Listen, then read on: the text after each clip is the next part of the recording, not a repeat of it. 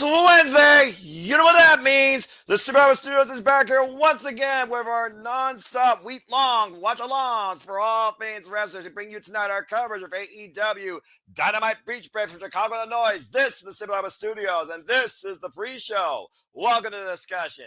Hello, everybody, and welcome back here once again to the Simple Rebel Studios. You know what this is? I am, of course, the simple man of the simple brand, forever grateful for all things professional wrestling. Damn it, my name is Noah Foster, and I might be joining Styles here tonight. You know what? That's fine. We all got some excitement for AEW Dynamite. There's some unique stuff ahead on this card. And again, to those that have been tuning in to our watch-alongs, thank you so much for you make this all possible. Please like, subscribe, comment. Tell a friend if you want to dictate the conversation, PayPal the passions, or super chat. It is truly as simple as that. We got a unique card on tap of the knives. We welcome back Chicago's own Skye Blue. We have the AEW World Championship on the line too. We have Zack Gowen versus Ricochet, a decision to come forward for MJF, and we have tag team action with the Owen Filers. Can they coexist against the Don Callis family, and so much more here too. Discussion still out there whether or not we're going to do a Beach Break Collision. And of course, we have the Megan Bane taking on Anna Jay, but we'll talk more about that later. So again, let's go ahead and get right into it and talk about what's ahead tonight. I think it's only fitting that we talk poetically about the homecomer. Returning back to the ring since injury last year, where at one point she was contemplating on retiring. We have this fatal forward for the AEW Women's World Championship. Of course, if the person here wins this match, they would obviously get a shot at the AEW Women's World Championship. It's timeless. Toni Storm waits to see who wins the Owen, who waits for her at All In, but she's not looking to wait till All In to show that she is still the tramp that is the champ for a reason. Timeless, non-stop action ahead. Of course, we have Mina Shirakawa. Yay, Mina. We all want Mina. The newest NW Strong Women's Champion. Of course, in Asume, who, of course, won that at NW Strong's last event, Resurgence. And returning back to the ring, Chicago's own Skye Blue looking to choke a mofo or two out. You all know how this goes. Fair four-way action. First pinfall submission wins this match. Unique thing here is Skye Blue has no history with Mina Shirakawa or Asume during her incredibly young career. However, she has been in the ring with Toni Storm on two previous occasions for the AEW Women's World Championship. And when it comes to these unique single encounters or these homecoming attractions for Skye Blue, she has not lost any of them. She's been in the ring, of course, here with the likes of Queen Amanada and Laney Luck, of course, previously here when returning home to Chicago. And again, if you want to follow along with me on tonight's activities, you can watch the show via TBS or on Max. That's why I'm actually loading up Max as we speak. The thing about this is we got to consider double or nothing. There has to be somebody to challenge the champion, right? So what do you do here? Assuming, of course, who previously faced Toni Storm in one-on-one eliminator action, Mina Shirakawa, who previously faced Toni Storm last year at the Forbidden Door, lest you forget, for the AEW Women's World Championship. Mina now officially All Elite. Asume, of course, still with Stardom. Mina and Sume, of course, have their fallout. It almost makes sense that you think Skye Blue would have to get the win here and would be challenging for the title next ahead of All In. So I think I have to go with Skye Blue here. If nothing else, she has to come out here to impress and show that she still can compete with the best of them, especially after that injury that happened with Hikaru Shida within the span of 3 minutes. Sad state of affairs. But it's great to have Skye Blue back. Of course, AEW original. I almost wonder if Julia Hart might come into play, and Hart and Blue might come together too to once again try and take over AEW, one of the most dynamic female pairings right now in the business. But time will tell, but I'm really looking forward to this. And again, it's hard to beat timeless Toni Storm. She truly has shown that her character, her presentation, and overall her championship runs have been timeless and almost possibly flawless to stop here. And I'm sure she'll have all sorts of innuendos for this unique four-way orgy that I'm sure she's going to say in her own words when it comes to this match later tonight. So we'll see soon enough what's ahead for the AEW Women's World Champion and Skye Blue's homecoming. And of course, Mina and Asume, maybe that could lead to a challenge for the NW Strong Women's Championship. Although Bea Priestley, Top Gaijin, has already called Asume out, saying that she will see her very soon. Could very soon be as soon as Chicago tonight. Time will tell. So, Fett, good to see you. And yeah, I went there. Timeless Toni Storm is not the only one that can talk innuendos, despite the fact that I'm the 33-year-old virgin here at the Super Liable Studios. Single life for life, folks. You'll live better. Just saying. All right. Well, as we move on from there, let's go ahead and talk about this unique attraction, shall we? How tough is a one-legged man in an ass-kicking contest? You very might get that answer tonight, as of course Ricochet goes one-on-one. Folks, that's not photo crop. That is indeed the man that Brock Lesnar obliterated back in the early 2000s. Still lives to tell the tale as a father now. That's Zack Gowen. Of course, this picked up when Zack Gowen was with his family in Detroit during this past weekend at the Collision tapings, and Ricochet made it personal, taking his very prosthetic leg backstage with him and eventually giving it back. So here we have Zack Gowen in his first match in what I believe has to be close to 18, 17 years, if that, going one-on-one with the most hated person right now, probably in wrestling, if not AEW, Ricochet. So what can we expect here? Who could show up to Zack Gowen's aid? Will we see Zack Gowen slap the bald head of Ricochet? And will we call that a victory in itself? It's definitely one of those matches that was not on my 2025 wrestling bingo card. But if you look at professional wrestling as of late, kind of been that, to say the least, since the first date. So yeah, and Ricochet right now, who knows what he's trying to gain from this. But would it be an absolute thrill to see Zack Gowen beat Ricochet in some capacity, even in disqualification? Just think about that. And think about the absolute bragging rights that anybody who, of course, has been on Ricochet's bad side can use against him. It almost makes me wonder, with Swerve going buck hunting, of course, and Ricochet and Swerve had that fallout. Mark Briscoe, of course, going to bat against Ricochet and the Bucks. Could we see Mark Briscoe or Swerve Strickland come to Zack Gowen's aid, or the very people that Ricochet faced on Saturday, like AR Fox, for example, or even Kevin Knight? It's a unique thing, to say the least, what could actually happen here during this match. And Wesley, good to see you, saying he wrestled for ICP Juggalo Championship Wrestling. Well, this is definitely going to be a unique wrestling match, to say the least. And we'll find out soon enough if the one and only will show no love, as he usually has done, or Zack Gowen will show him no love back, slap his bald head, and get the win. This definitely is the most unique attraction, to say the least, tonight. And of course, still coming tonight, we'll see if MJF officially gets the 3 thumbs up of confidence to join the Hurt Syndicate, after saying last week to Bobby Lashley, I hurt people after hurting top flights, Dante and Darius Martin, as MJF looks to prove his point towards MVP, why the Hurt Syndicate needs him, and why, in theory, MJF might need the Hurt Syndicate to get back towards what he wants, ultimately, his Triple B. Of course, confronting Will Ospreay and him and Adam Page ahead of the Owens finals, hoping that Heyman chokes and hoping to face Will Ospreay again, proving that he's better than him, as MJF has clear desires to get back the AEW Championship. So you have to ask yourself this: will MJF finally get Bobby Lashley's approval, or is it still more of the same? Will he run his mouth? And will our favorite scumbag finally get hurt at the hands of the Almighty, maybe even before Double or Nothing? It's definitely going to be some unique business to go down here tonight in Chicago. But honestly, I don't think Bobby Lashley is going to give him the thumbs up. I think it's still going to be a thumbs down, if I'm being generally honest with you folks. But what do you think? Do you think that MJF will finally get the vote of confidence? Yes. Will Bobby Lashley say no? Will MJF run his mouth and get hurt? Will someone try to hurt MJF not in the Hurt Syndicate? And where do we go from here with this very compelling storyline, this unique business situation between MVP and MJF? Let your thoughts be known here, as of course we have about 16 minutes left before AEW takes the airways once again. The Wild 2-hour delight, as always, weekly on Wednesday night, whether you're fully into it or not. But I think MJF is facing Bobby Lashley at Double or Nothing, and that might be where he proves that if you can try and hurt me, then maybe, just maybe, you're worthy of being part of the Hurt Syndicate. Either way, I think business is about to pick up here sooner rather than later for this narrative. And speaking of business and Double or Nothing, of course, we also have in tag team action the Don Callis family and our Owen final participants, as him and Adam Page and Will Ospreay will team together to go up against the Alpha Konosuke Takeshita and the new Beverly Pro Wrestling Heavyweight Champion, by the way, Josh Alexander, the Walking Weapon.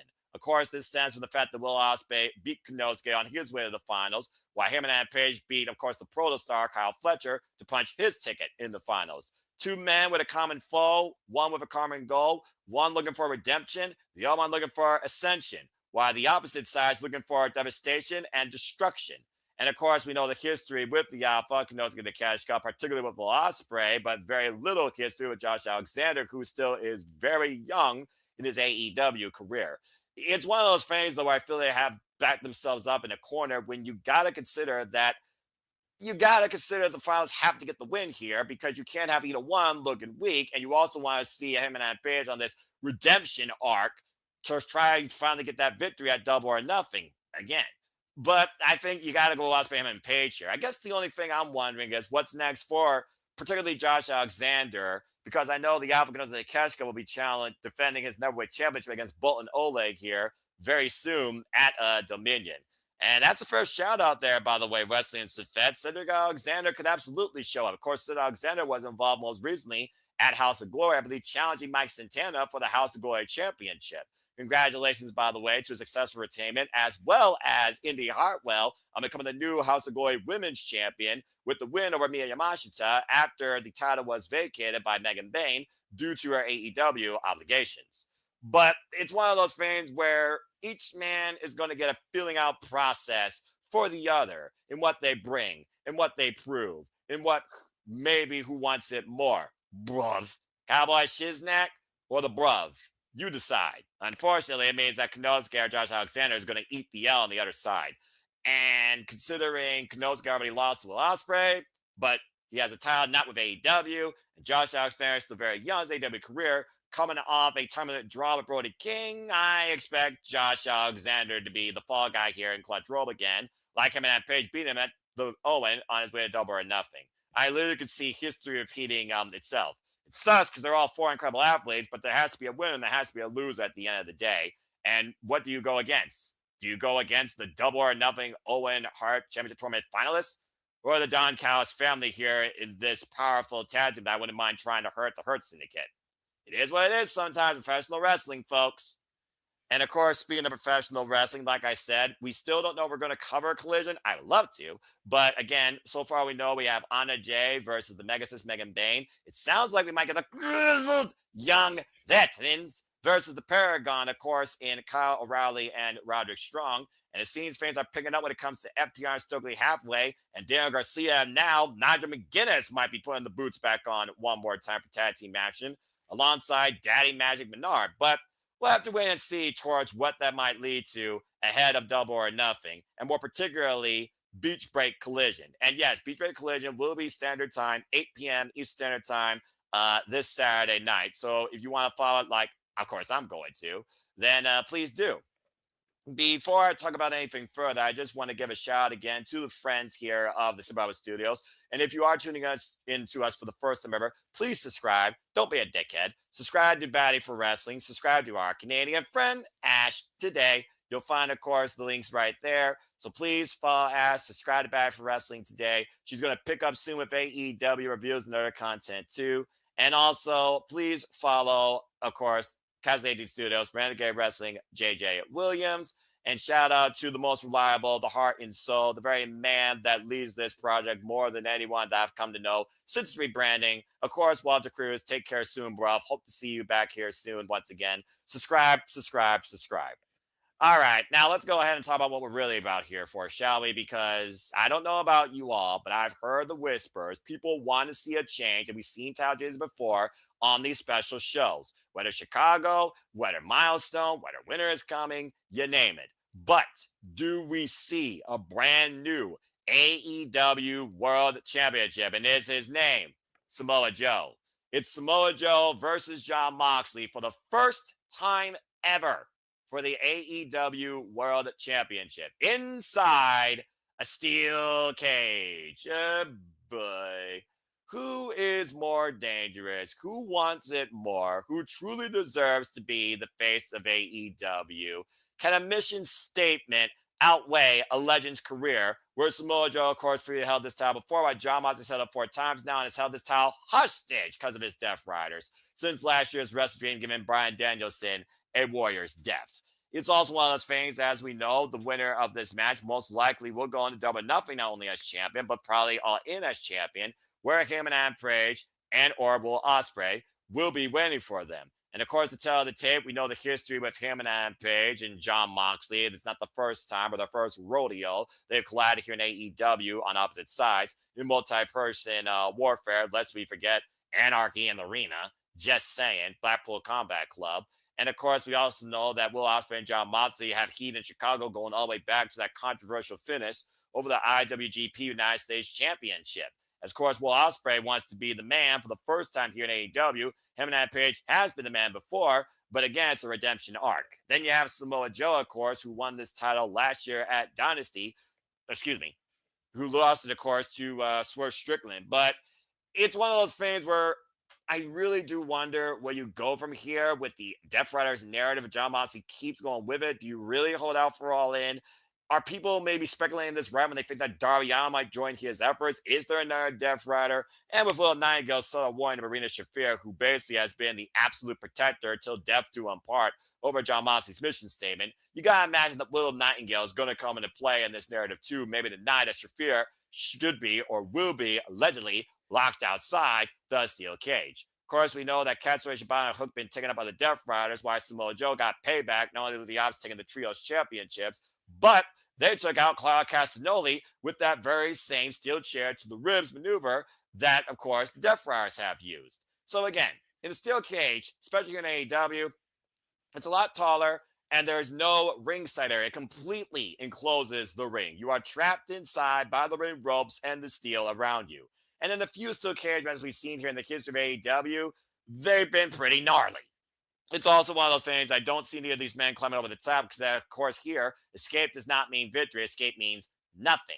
Last time we saw Jon Moxley, though, in the steel cage, he did beat Kenny Omega thanks to the structure breaking and the help of Don Callis. So can history repeat itself? Can Marina Shafir find a way to cut through the steel and protect Jon Moxley at all costs? Will we see Shafir maybe take a muscle buster? Will the Ops and the Death Riders go to war around ringside? Will the Young Bucks and all their whatever they're trying to do in favor of Jon Moxley come to the champion's aid, and will Swerve Strickland once again go buck hunting here? How nut and futz does this match become the night for the AEW World Championship? And what's a war for AEW as we know it? And how does it lead to what I have to imagine is going to be either anarchy in the arena or more likely blood and guts? As, of course, both those things are coming up here very shortly.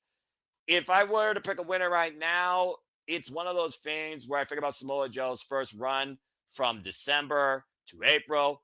You figure about All In is in August. Not a bad time frame, about the same. And do we want to see Samoa Joe main event All In or Jon Moxley? And where it could be Jon Moxley's last ride for all we know.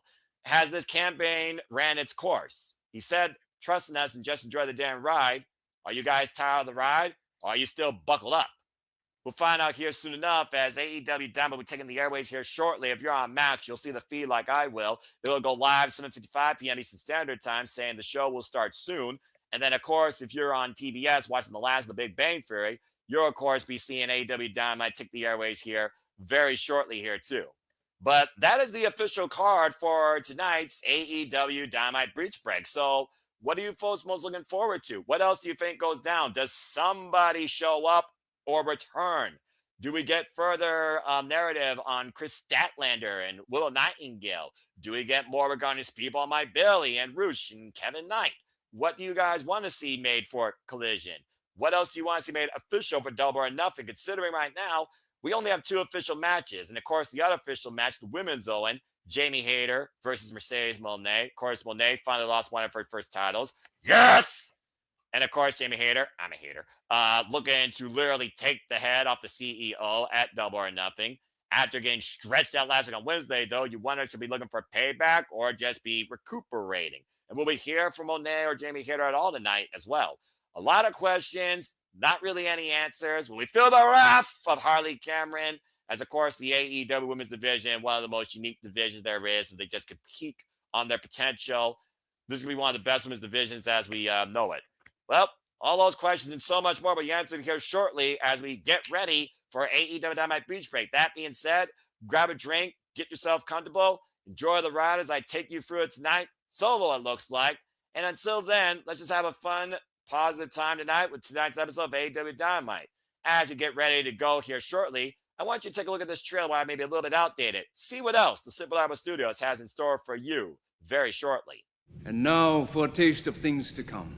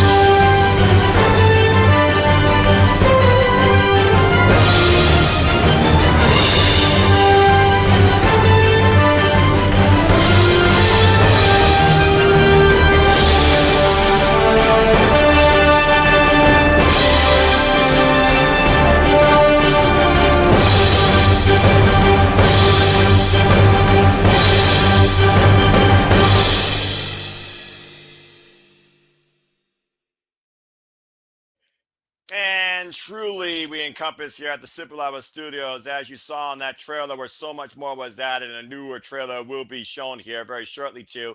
Prior to this weekend during the shenanigans, I'll be asleep during that. We truly encompass, embrace, celebrate, engage, enjoy, comment, watch along, and react to all the wrestling. Speaking of all the wrestling, stay tuned for more GCW watch alongs this week, particularly. And of course, you'll find me later on down the line with City Predicting. There'll be City Predicting, of course, for AEW Double or Nothing and NXT Battlegrounds, as both those leagues continuing as I continue to host the City Predicting Prediction Leagues, as we look at all things WWE, NXT, AEW, ROH, and TNA.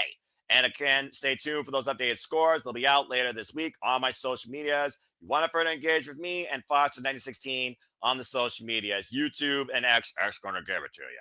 And of course, again, like I said, please subscribe to keep in tune with everything we do here. Subscribe to all my friends. Subscribe. All right, as we get our Zen order here, if anyone has any last-minute questions, predictions, thoughts, or premonitions, I'm all ears, because just like Resurgence, you guys are in the color seat tonight. You're part of the commentary, so let's have some fun, and let's get your takes, and let's engage tonight with AEW Dynamite Beach Break, and have a good fucking time. And please stay tuned for Bosman Aaron Riffs, no DQ.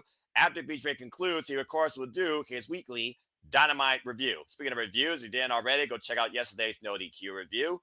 And stay tuned for a new project I guess he's got brewing, as well as further continued coverage and updates and all the reported news you need to see or read or hear, and columns too, and opinions, courtesy of NoDQ.com. All right, well, we're just a little bit under 2 minutes away. As Max is telling me now, the event is starting soon. Este evento comenzará pronto. Este evento va comenzar en breve. And no, I'm not Espanol. I'm actually don't know fully what I am. My mom was born in Germany, but she's also Italian, so I love Italian foods. That's kind of my roots. Native American, African American, Indian. I'm a melting pot, but at the end of the day, I'm just a simple man and a lifelong fan of professional wrestling. Damn it. And of course, we'll be covering Ring of Honor, Supercard of Honor, Depth Before Dishonor. There's the AEW Summer Blockbuster. There's Worlds Collide, Money in the Bank, possibly Dominion. So stay tuned for more on that as we keep incorporating so much more wrestling. I hope that we do maybe a Stardom and WA or Pro Wrestling Eve show here very soon, or Maple Leaf Pro Wrestling. Again, stay tuned. That's all I got to say about that. And Max will soon be HBO Max again. That don't surprise me. I think people are already confused enough by the name as it is. But hey, take it to the max, right? All the content you need. Sports, drama, movies, etc. But still, fuck streaming. I'm not going to change my stance on that. And I got to say, with AEW and these unique venues, it does bring out more personality, I think, to professional wrestling. That makes it more engaging. It doesn't feel like the same thing I watch every week that almost feels like a reality. Personality in the business is not a bad thing. You don't have to be the best or copy the best player. You just have to stand out, be your own, be honest, and remind people why we should have a feeling towards what you bring forward. And I think AEW's done a lot with that, particularly this year with the reformatting of their shows, from the presentation to the booking. Again, they're still jury's out on some things, but at the end of the day, wrestling is always going to be questionable. But that's why it's a never-ending thrill ride, even if you think the ride's kind of lame or you're stuck at the top like a roller coaster. I wonder what they're going to kick off with. If it was me, I probably would kick off with Sky Blue's Homecoming, while the audience is at the most hot. I definitely don't want to see it in the usual spot, but I could see them actually kicking off with the tag match, honestly, that previews the Double or Nothing finalists. So we will find out here shortly. And for those that are tuning in for the first time, yes, I truly am a simple man. I engage and love the storytelling of wrestling. I always wear suits. It's just as simple as that. I'm business casual, 24/7, 65 all the time, outside sleeping. As, of course, the brand new AEW Dynamite theme plays, as we heard last week, which means there's only one thing to do, let the fuse be in the boom, because, folks, as Sting would say, it's showtime. I love this theme.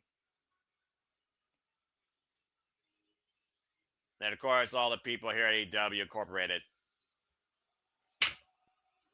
It's Wednesday! You know what that means! AEW Dynamite Beach Break is live and on the air from Chicago, Illinois, and the Cinema Studios is bringing you coverage of it too. Welcome to AEW. Hello, everybody, and welcome back here once again to Super Level Studios. You just now literally clicked and tuned in as I see Charles just there in the chat. Good to see you, bro. Hope you all are having a wonderful Wednesday Eve, and thank you for tuning in tonight for our coverage of All Elite Wrestling. This is Beach Break. Thank you again. Please like, subscribe, comment, tell friends. We get action underway. We got a homecoming. We got a championship match. And we're about to elevate this shit. Cover Kivens off with the tag match. Will Ospreay and Hangman Adam Page versus the Don Callis family. And Charles, it looks like it is indeed just means we go to the Dapper Yapper, Justin Roberts. And if King, if you're watching, bro, friggin' join the chat, man. All right, folks, let your predictions be known. Who you got winning this match? Who eats the fall? Who gets the pin? Of course, our 2025 Owen Hart Foundation Tournament finalists from the left side of the bracket beat the Alpha Konosuke Takeshita to punch his ticket to Double or Nothing. As Will Ospreay said again, this is his ascension, and he might be only 2 major wins away from finally becoming the AEW World Champion. First time ever we're going to see Hangman Adam Page and Will Ospreay team tonight, and the first time ever we'll see Hangman Adam Page and Will Ospreay go one-on-one. Double or Nothing, live on pay-per-view 1 week from Sunday. We will be covering that, folks, here too. Double or Nothing on pay-per-view. It will be May 25th. Listen to that place! Now, ruckus capacity crowd on hand. Yeah, Riccaboni back in the driver's seat, of course, as Ring of Honor starts their Ring of Honor Women's Pure Division. And Charles here with the thought that Josh is getting pinned by Hangman Adam Page. Clutch roll-up or actually a buckshot lariat. Let's not forget, Hangman Adam Page beat Josh Alexander with an inside cradle to punch his ticket to the ON semifinals, and then beat Kyle Fletcher to make his way to the finals. Oh boy. And Cowboy Shiznak is rocking into Chicago. Still coming out of the left tunnel. So again, is he heel? Is he face? You tell me. Oh boy. Feels like all the tension right now in this one-horse town is on Hangman Adam Page's shoulders for tonight. Again, Hangman Adam Page knows what it means to be the AEW World Champion. Oh, look at that. Signing a kid's shirt in the front row. Definitely some tension here, as of course both these men with the same desire to become the AEW World Champion, while Hangman Adam Page is on this arc of redemption. It's a very formidable team that they got to face tonight. Shout out to the person wearing the Neo Genesis shirt. Of course, Asume will be competing here later. All right, well, here comes the Alpha Konosuke Takeshita, the current NJPW never overweight champion, by the way. Still never overweight champion. The most successful overweight champion in NJPW history, but the most consecutive defenses. And it's currently 3-0 in tag team action here in AEW. Scored by Don Callis, that friggin' bald-headed plague. Of course, alongside the Walking Women, Josh Alexander, the new Maple Leaf Pro Wrestling champion, who won that Saturday night in that 20-man gauntlet for gold, beating Matt Cardona in the finals. And if you haven't watched Maple Leaf Pro Wrestling, folks, highly encourage you to. Of course, literally right now, led by Scott D'Amore. Commentary has included Marinello and Don Callis, and also the lovely Veda Scott. We've seen crossovers from other promotions, including Speedball Mike Bailey, Michael Oku, Kato Miyamiya, Sheldon Jean, just to name a few. Darren G, good to see you indeed. Let's freaking go, my friends. This is AEW Dynamite Beach Break. This is our first match. To see tonight, of course, how well Konosuke and Josh Alexander continue to coexist, or will they butt heads, and will that be the downfall of these two? Miscommunication might be the tail of this match. And, of course, Don Callis on commentary. Oh, boy. And before I begin, and now, he is the heart and soul of the Super Labo Studios. He has been gone for a little while, but he will give you what you need to feel good from Cal Fire Farms. He knows all the mamacitas. He may still be from Connecticut. I am not sure. Please welcome back Mr. Reliable himself, Walter Cruz. And far too fucking long from what the hell where have you been? What? Again, how are you, my friend? I'm all right. I'm hanging in there. I had some medical issues, but time to get into AEW. There was no way I could let you Joey Styles that when I saw you were by yourself. What are you talking about? I'm Joey Styles it before, but hell, it makes it twice the fun that you're back here in the hot seat again. And they got three of tag team action. We're tag teaming tonight. As of course, Konosuke, here's the cover. Gets a 1 count. Still to come tonight, we got Bobby Lashley giving a decision for MJF. Fatal 4-way eliminator for the AEW Women's World Championship opportunity. And of course, the steel cage match. And we're also going to hear from Nigel McGuinness. But you know me, bro. 24/7, 365. I may not be Mr. Reliable, but I'm always here. I got your back all the time. But it is so good to have you freaking back. Indeed, the boys are back in town again on the YouTube screen. Walter Cruz in the fucking building. And shout out to Big Baller G, who's always happy to be here too. But yeah, seriously, man, it's good to have you back here, and I hope that you've been catching up a little bit of AEW. So why don't we go ahead and talk a little bit about this match from Colin Elataya. You've been following the Owen Hart Foundation Tournament Finals. Of course, we covered that Double or Nothing. Heb Man Page, Will Ospreay, first time coexisting. Two men, very unique mindset. One for redemption, one for ascension. So who do you think the pressure's more on here out of those two? Will Ospreay. Adam. I think the pressure's more on Adam Hangman Page because he's on the redemption arc. I mean, he even what did he say to the fans? He said, "Why are you even cheering?" He's not even sure why he's being cheered. So so it's like he needs a redemption arc to fully, come back from everything he's done. Even though he doesn't feel bad at all for what he did, but he said he had to do what he had to do.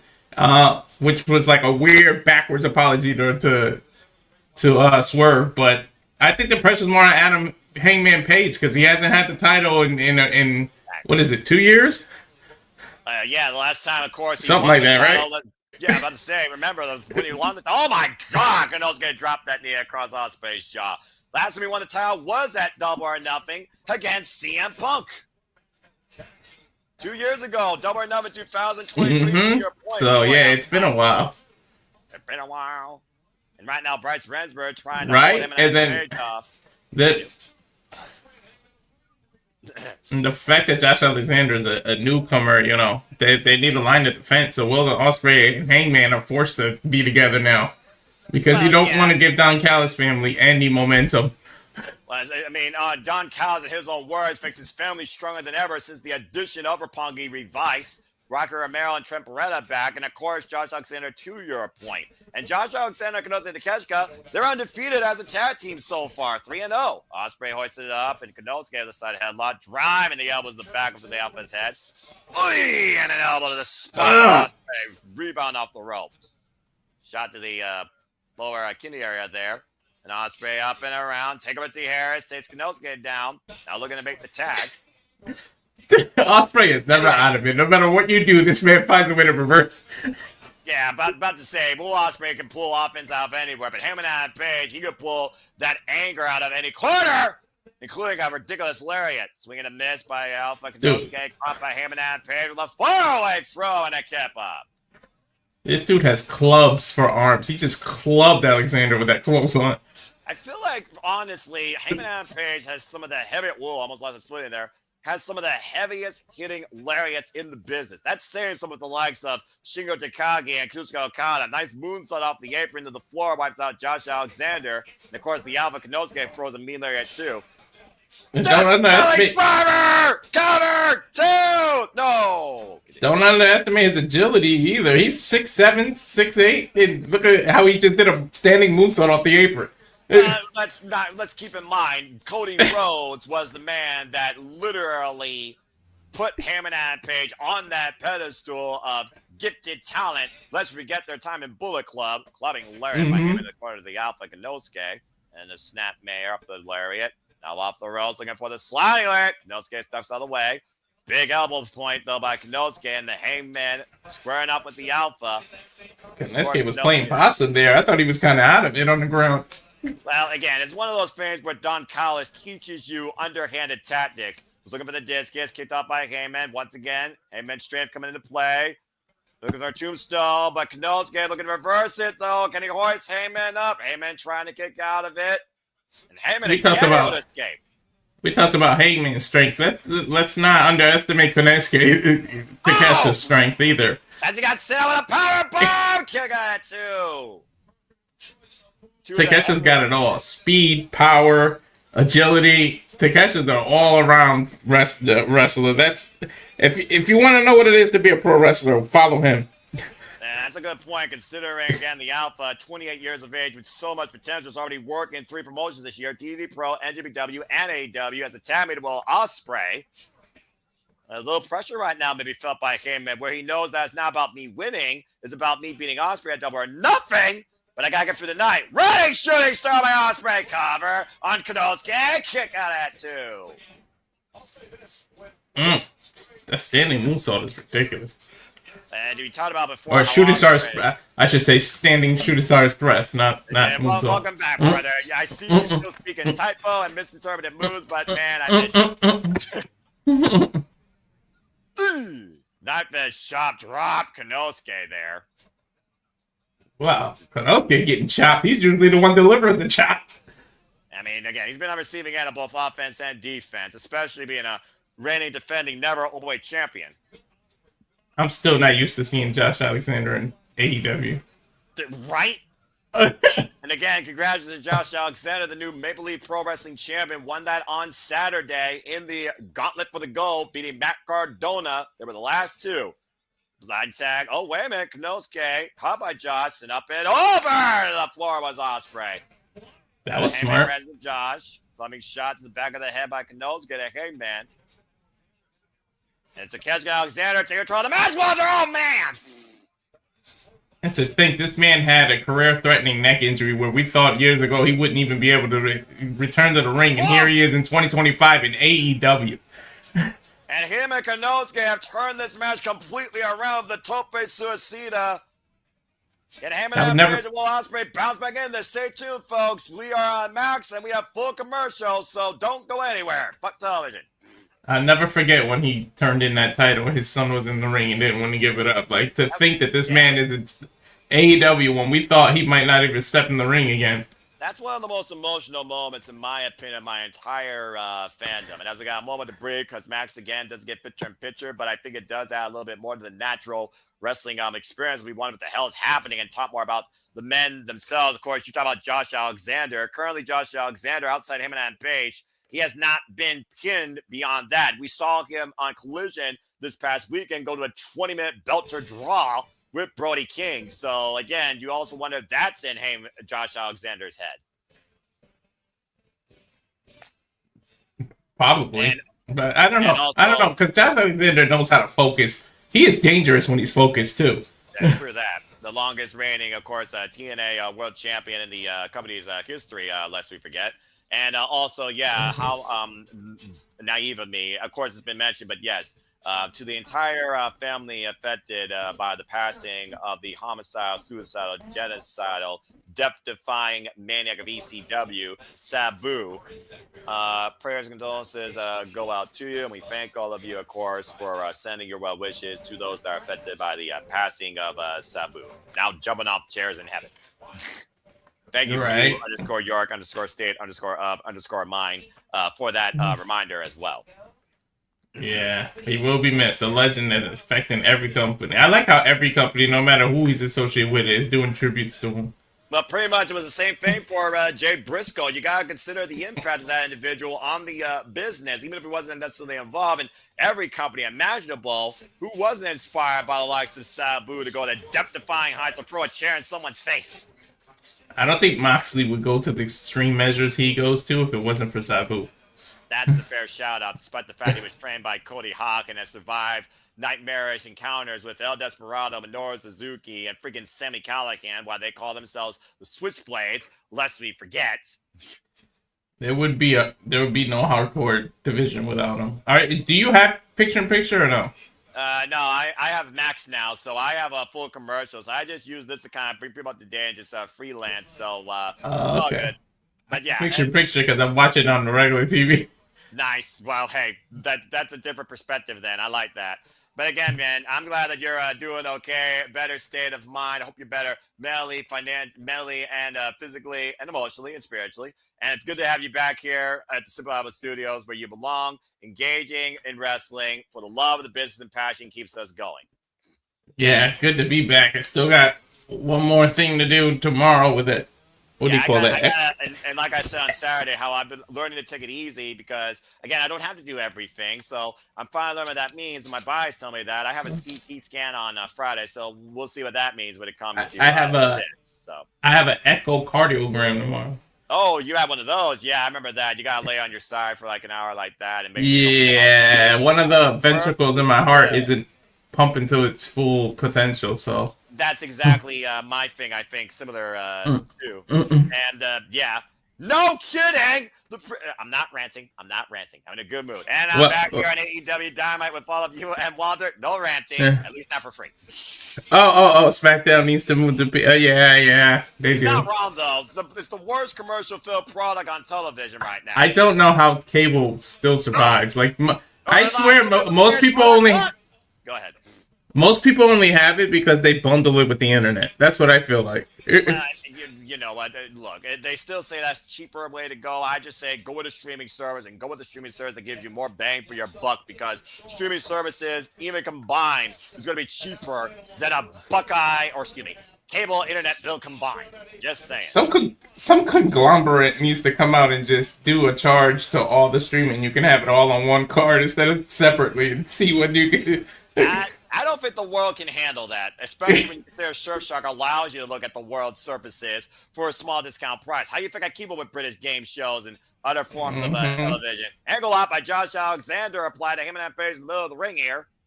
The sweep that he did to get Hangman down, it was ridiculous. And we talked about, again, the amateur background of Josh Alexander. You said yourself, man that literally had his ear removed from his head, surgically repaired. 2017. Oh man, crashing the Alpha, Tommy Osperay. Did he just headbutt Takeshita by accident? That's exactly what happened. That was an inadvertent headbutt, and right now Josh and Ospreay in the ring for the first time ever. At least here in AEW, lest we forget. Okay. Will Ospreay face Josh Alexander in the early days of the rebirth of TNA? And now Ospreay off the ropes, swinging a miss, and spring Pele kick. Double Pele. 2-for-1 special. Oh! And twisted ground and both on at 2 counts. I'm surprised Konosuke was able to get up after being headbutt by Alexander's dome. That's a big head, man. He is disciplined in Japanese arts. Let's not forget 5-time KOD champion DDT Pro. Josh grabbing the waist, though. Back elbow strike. Izaguri. Ross Josh Alexander to the outside. Konosuke, though, meets with the boot. Now Ospreay and Konosuke of the rivalry that these two have had. The Hey Man might be coming Ospreay's aid. The Hey Man, wow, man, wipes out Konosuke. Oh, look out. Oh, whoo. For some reason, I thought Hangman was going to miss and hit Will Ospreay. I thought that's what they were about to do. Right now, it looks like Heyman and Ospreay might have the same idea here. Both men's respective corners. Uh-oh. And Skye Twister by Ospreay. Okay, I thought they were going to time it at the same time, but I guess it was what you can do, I can do better. Exactly, and I told you it was going to be a story of that with a phenomenal forearm by Ospreay connects. Cover on Josh to win this match. Kick out at 2. Imagine this inexperienced opponents forced to be tag team are the ones to put the first defeat in the Don Callis family's new team. Like, jeez. I'm about to say, despite this new team's genesis literally being their beginning right now as a duo, Josh Alexander and Konosuke still very young as a duo themselves. Again, only 3 times as a tag team, and Josh Alexander previously faced Konosuke one-on-one at Maple Leaf Pro Wrestling. Ospreay and Josh right now just squaring off. Elbow strikes delivered here. Grit your teeth. Could be a knockout here in a second, Walter. Ooh. Ospreay's fired up. Ospreay again with the knife edge chop rocks Alexander towards the ropes. The iron will of the walking weapon, though. Handspring, corkscrew, caught up in the fireman's carry, Argentine position. Oh, man! Damn! Ospreay down off the release, Thunderbomb, kick out at 2. Whoa! Jeez, he propelled him half across the ring. Take a look at the replay to your point. The handspring caught up in the Argentine and almost a release Blue Thunder Bomb. Yeah, I don't know how Will Ospreay kicked out of that. And about to say, sheer will of the All Elite Bruv that we come to know him as is right in the Don Callis family. He's double teaming him. Ospreay finally back against Konosuke though, and Josh. There's the boot. Now a big elbow to Konosuke. And it's world class. There's also the added motivation that Hangman nor Will want to be the one to lose for their team going into their Double or Nothing fight. Yeah, that's a good point as well. And right now, oh man, drop down with the brain buster. Now Konosuke with the cover on Ospreay and Hangman with the save. I'm actually surprised Hangman saved him. Well, like you said, at the end of the day, Heyman Page doesn't want Ospreay to go in weak either. You can say what you want about Heyman's delusional mindset at times. Oh, it's an elbow. But Heyman will still beat you at your best. And again, that's turn true. Inside out with the suplex. Right hard on his torso. Ospreay still legal, by the way. Another kick in the corner. Release German suplex by Konosuke. Immediately into Josh Alexander, who follows up his own German suplex and maintains waist control. Ripcord elbow back in front. Covered by Konosuke on Ospreay. It's over. What the hell? You were saying? Come on now. Ospreay is not freaking Superman to be kicking out of every little... Are you sure about that? You realize this man survived hell with the freaking war dogs inside a steel cage for 63 minutes and has wins over the likes of Konosuke Takeshita, Bryan Danielson, and Kazuchika Okada. I'm just saying. Yeah, look at the wins he got in this tournament alone. Yeah, about to say, again, Kyle Fletcher. Whoa, Poison Rana! Konosuke, though, to the top rope. Ospreay gets out of the way, though. Might have tweaked the knee there. Now Ospreay up the second. Oscutter! And Josh Alexander, swing and miss, and Ospreay catches Josh with an Oscutter! Josh still legal. Ospreay with the cover. Hook the near leg. Kick out at 2. God damn it. Nobody wants to lose. It's our opening match with so much on the line.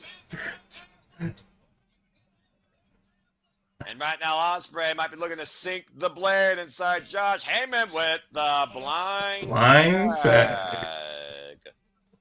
Yep, here we go. This is the ascension right here, Noah. And this is also Heyman and Page's ego getting the better of him. Been a tremendous team effort. Ospreay, though, watch out. Running boot takes Konosuke down. Meanwhile, Heyman and Page. But whoa! That's what I was waiting for. I knew they were going to miscommunicate and hit each other. Meeting of the heads. Ospreay lands on his feet up the German suplex, though. Now Josh hit a blade. Whoa!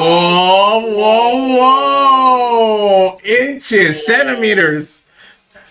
Both men nearly with the kill shot against each other. The push finishing move. Konosuke swinging and miss to Heyman. Heyman winds out Konosuke with an elbow. Josh and Will Ospreay still legal. Straight right. Now looking possibly for the C4 spike. Ospreay countered. Arm ringer. Sending to Heyman. Big boot. Hook kick. And Ospreay and Heyman isolating Josh Alexander here. Wait, what is this? Page. Oh, wow! Buckshot hidden blade cover! Josh is done it out!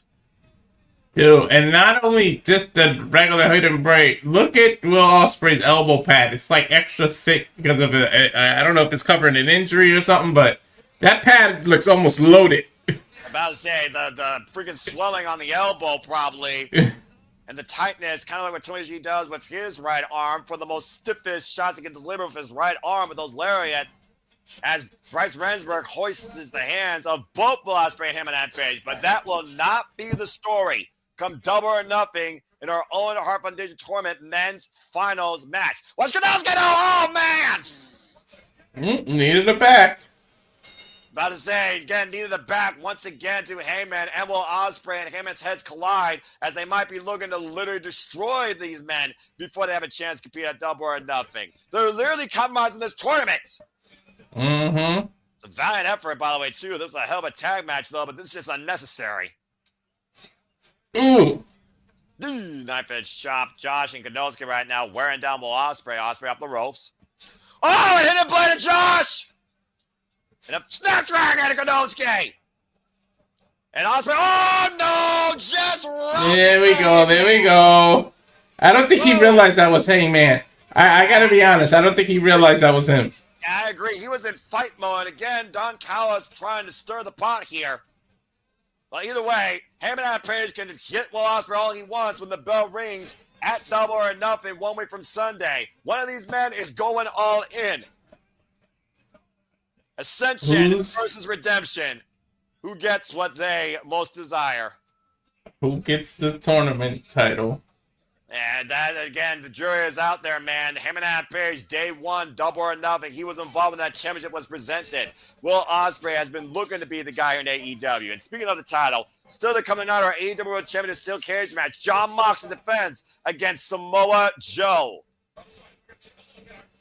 Man, Samoa Joe. Situation. Isn't he the one that took the title off of Moxley the last time? I'm about to say the last time that Jon Moxley, I believe, lost the championship, if we look at his previous runs, I believe the first run he lost to Kenny Omega, and then another run where he was basically the light out of the darkness of this company. He, of course, lost it to CM Punk, and he lost to MJF. Oh, okay. As we look Joe beat MJF. All right. That's correct. Yeah. Yeah, but again, Marina Shafir, the most lethal Death Rider, has been literally going to bat to Jon Moxley as if death is on the doorstep. I feel like he's gotta be injured at this point after what happened. I mean, just saying. I assume. Of course, Katsuyori Shibata was also injured by Claudio Castagnoli. Jon Moxley saying, I assume we already were in a firefight. As we saw this past week, that the Ops got the better of Claudio Castagnoli, bringing his ribs across the steel chair. Well, we got to see if it's by hook or by crook if Joe can become a 2-time AEW World Champion. And if that steel cage truly leaves the Death Riders and everyone else out as we know it, 2 men will go inside, 1 man will leave with the prize. Jon Moxley, Samoa Joe, first time ever one-on-one matchup. And it's for the AEW World Championship inside a steel cage. God, 2 gorillas in a damn cage. As we got Alicia Toot backstage with Top Flight, who was hurt last week by MJF, and Layla Gray. Yeah, he said we hurt people. MJF was trying to prove his point to the Hurt Business. Or the Hurt Syndicate.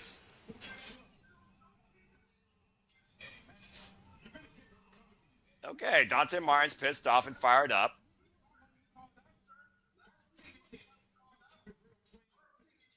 And the Top Flight did call out the Hurt Syndicate, so I still wanted the Hurt Syndicate wants to do business with these 2 men. We still got to find out Bobby Lashley he's the last line of defense, whether he gives MJF the thumbs up or down. Well, do you think that Bobby Lashley was impressed last week? And speaking of impressed, how about impressive is the passion still going of Dustin Rhodes, who's still Ring of Honor 6-man and tag team champion. Dude, look at the shape that man is in. At 53 years of age, by the way. Him and Adam Copeland showing that age, it really is just a number. Yeah, well, what sort of number do you put against Ricochet's name when it comes to the quality of a competitor that he is in the ring versus the quality of human being he has been? Yeah, I don't know. Well, anyway, that being said... The man's married Samantha Irvin. I can't talk too much junk about him. Well, that's up to you. But here comes Ricochet with Zack Gowen's prosthetic leg. Because yes, folks, believe it or not, and Walter, what a night you came back. It's time for Ricochet versus Zack Gowen. Why do I feel like this is not going to be what the marquee says? I don't know. Is Zack Gowen going to look over his shoulder to make sure Brock Lesnar is nowhere to be found? If Brock Lesnar shows up, the internet's going to break, dude. Don't put that out. No, I'm just saying, you know how he was, Zack Gowen and Brock Lesnar, man. Of course, I remember 2003. You kidding me? The fact we're talking about Zack Gowen and professional wrestling the same since 2025 is still unbelievable. I honestly didn't know he was still active. I'm not going to lie. Me neither. Maybe he wasn't and he just started coming back and got the itch or something. You know, sometimes a wrestler takes an indefinite hiatus, but somehow a feeling's restored in them to come back for one more run, one more hurrah, one more match. But again, how tough is a one-legged man in an ass-kicking contest? Enters Zack I was just thinking that. So we might find out the answer to that old cliche. Detroit, Michigan's own, hobbling on one leg and 2 crutches, the groundbreaking one-legged pro wrestler, Zack Gowen. I cannot believe I'm fucking calling a Zack Gowen match. The fuck is my life? Why? That's Ricochet. What a dick that he's walking around with this man's prosthetic legs. Well, again, Ricochet has stooped to any level to make sure he's part of the conversation. That's one thing you can say about him. As you see Zack Gowen embracing his family at ringside. Man. He must have been a baby in 03 because he still look young, but you can tell he aged a little bit. Yeah, probably early 30s if I had to guess. Mm-hmm. 23-year veteran of the game, if that tells you anything, Walter. Good for him, not letting a disability exclude him from doing what he wants. Just like Mal Bourne said, he wants to be known for his ability, not disability. Amen to that. Of course, Taz was there in the commentary booth when Zack Gowen started. Mm-hmm. It's got to be a real moment for Taz here calling the Zack Gowen match as well. Referee Rick Knox for this contest. I still can't believe 23-year veteran. The bell rings, are underway. You heard me right, folks. Zack Gowen is facing Ricochet. I mean, about to say, a man that's been through so much since he was a little kid, finding confidence and encouragement in professional wrestling. Ricochet showboating that he has 2 legs. What a dick. I mean, who hasn't done that against this man? Even Brock Lesnar did that, for being perfectly honest. Mm-hmm. The hell is that? Ooh, wants to take it to amateur wrestling. Yeah, if I was looking for either a single leg takedown, he's trying to draw Ricochet down to the mat, and I wonder if that would play to his advantage. Comes out, what? Hey, never underestimate your opponent. And a little posture to your point might give Zack Gowen some leverage here against Ricochet. Catch Ricochet off for an unexpected angle. This is different. Well, I mean, we're watching a one-legged man wrestle. Of course it's different. This is... Wow. You know what's funny? John Jones did that when he was wrestling. He started a fight on the ground. His opponent didn't know what the hell to do with it. He was like, why are you down? And the ref said, stop the horse shit and get up. Now a sweep of the leg. Ricochet caught with a single leg kick for the ropes. And now Zack Gowen up and over with the plancha. Hey man, we saw a couple of weeks ago. We saw TLC a prosthetic leg being used, so maybe AEW's got a prosthetic leg gonna get used later. Possibly, maybe a fan will assist Zack Gowen here, but honestly, Zack Gowen might not need assist. We're watching Zack Gowen wrestle. I just want to put that out there. We are watching Zack Gowen wrestle and pat Ricochet's bald head as he should. Damn it! He smacked it too. I mean, who hasn't smacked his bald head? I'm just saying. Oh, God! Driving Gowen into the barricade. I think the fun and games are over now. Yeah, that might be the advantage that Ricochet needed. As this match continues, Ricochet versus Zack Gowen here on AEW Dynamite Beach Break on TBS and Max. Stay tuned as I got full commercial, fuck television. I'm still flabbergasted that the man who was obliterated by Brock Lesnar is here in 2025, not only still leading wrestling, but wrestling himself. And now we're seeing the man wrestle on AEW. The hell? Ridiculous. Ricochet, leave his son alone. He keeps messing with his son. I mean, again, Ricochet don't give a damn who you are. He will make it personal with anybody, in or out of the internet. Just saying, he literally has become bald-headed moron. Okay. He's more impulsive than the freaking All-American advertisement I'm seeing on Max. How's that for a damn segue? Ricochet went for a figure 4, but when he crossed that guy's leg, there's no other leg. He picked up a stump and he doesn't know what to do. Fucking idiot. That was brilliant. Zack able to roll him up for that position. 1, 2, kick out. I mean, hey, you can still get a man with a single leg roll up, I guess. You know, I mean, this is hilarious. Ricochet's an idiot. The matchbook cover works, Walter. You got an upper body. A matchbook cover can still work. Oh my God, Ricochet's an idiot for that. That's hilarious. And Matthew, good to see Matthew here. Always great friend of No DQ. Team No DQ. Ricochet getting clowned by a one-legged man. This is why I can never be taken seriously. Snap suplex by Ricochet. Now he's climbing the rope. About to say, when was Ricochet taken seriously? Since New Japan Pro Wrestling, I'm just saying. He should be back because this just went full screen. Yep, as we are back here to Dynamite, Ricochet up to the top rope to your point. Zack Gowen in the drop zone. Right now, Ricochet looking possibly for a big 450. Whoa, and Gowen goes out of the way. Able to avoid it. And Gowen now finding his way to the ropes. And low bridges Ricochet on the outside. It's and wrestling right in now, 2025. I'm about to say, Zack Gowen in 2025. Not on my wrestling bingo card. And Ricochet right now finds Zack Gowen. Oh! Ow! Taz said it better than me. Yambag Yahtzee literally springing off the ropes. Every man around the that's watching just had the same reaction. You think?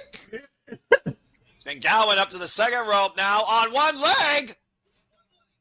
Taking a Ricochet, taking him down with a DDT. Or Ricochet. Oh, he could have turned that into a guillotine. I don't think he had a good position there to trap the head of Ricochet, let alone the base to bring him down, though, Walter. But still, would have probably been a better maneuver to go for. Yeah, you can't do it because you need the ground leverage. You need that other leg. Sorry to say. I mean, about to say, it doesn't take a Dr. Seuss book to tell you that. Now, Ricochet, ringboard, 450 connects! And Ricochet, hook of the way! Kick out two by Zack Gowen. Dang it. You said before many times, Walter, there's one thing you can't measure in this business, and that's heart. I don't think there's a bigger heart right now than a one-legged man that still competes at this level in wrestling. Oh, no. Heart's immeasurable. Once again, up to the top rope, measuring Zack Gowen. Shooting star press! Cover! Two! No! What do you think Ricochet's thinking? The fact that he can't put this man away? I think he realizes now that maybe he should see the error of his way, especially if he loses here. Oh, God, vertigo! Could be it! Here for Gowen! Kick out 2.5! There's the heart we talked about. There you go, Zack! Ricochet's got to be thinking, what the hell do I got to do? Vince McMahon and Brock Lesnar counted this man out in 2003. Do not count out Zack Gowen in 2025. Whoa. What is Ricochet going for? That's those freaking scissors, man. I think he's about to pull off a freaking murder scene here. And right in front of the referee, I think we just threw sportsmanship out the window. And Freddie McNox grabbing the scissors away from Ricochet here. There's the prosthetic leg. I called it. About to say, Zack Gowen's got the leg. Oh, he just put Ricochet in the head! There he goes. He hit him with it. Count it, 1, 2, Zack Gowen, 2! Oh, God! Oh, damn it. Ricochet kicked out. I knew that prosthetic leg was going to come into play. Oh, that was so damn close. Oh, my God. Now, Gowen, you are not going for a top rope maneuver, are you? I think so. There's He's going to no hop way. his way up there. There's Be careful. No way. His leg is still there. You got to be careful. Oh, because if he accidentally hits that. One-legged moonsault, crashed and burned. That's why they call it high risk, Noah. And again, overcommitted, and Ricochet's got him in his sights. Spirit gun! And Ricochet, cover, back press, Ricochet wins. That spirit gun was the final shot. But a hell of an effort given by Zack Gowen here tonight. Ricochet definitely underestimated how tough the heart of a one-legged man is versus the spite and visceral of a two-legged man. A normal person would have gained respect after that for him, but I doubt Ricochet will. You know, he's an asshole. He doesn't respect anybody except his damn wife. Mm-hmm.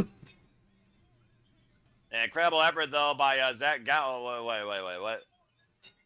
Ricochet. Oh, come on, Ricochet. Oh, God. The spirit gun to the back of the head. Unnecessary, unsportsmanlike conduct. It happened in WWE, now it's happening here in AEW.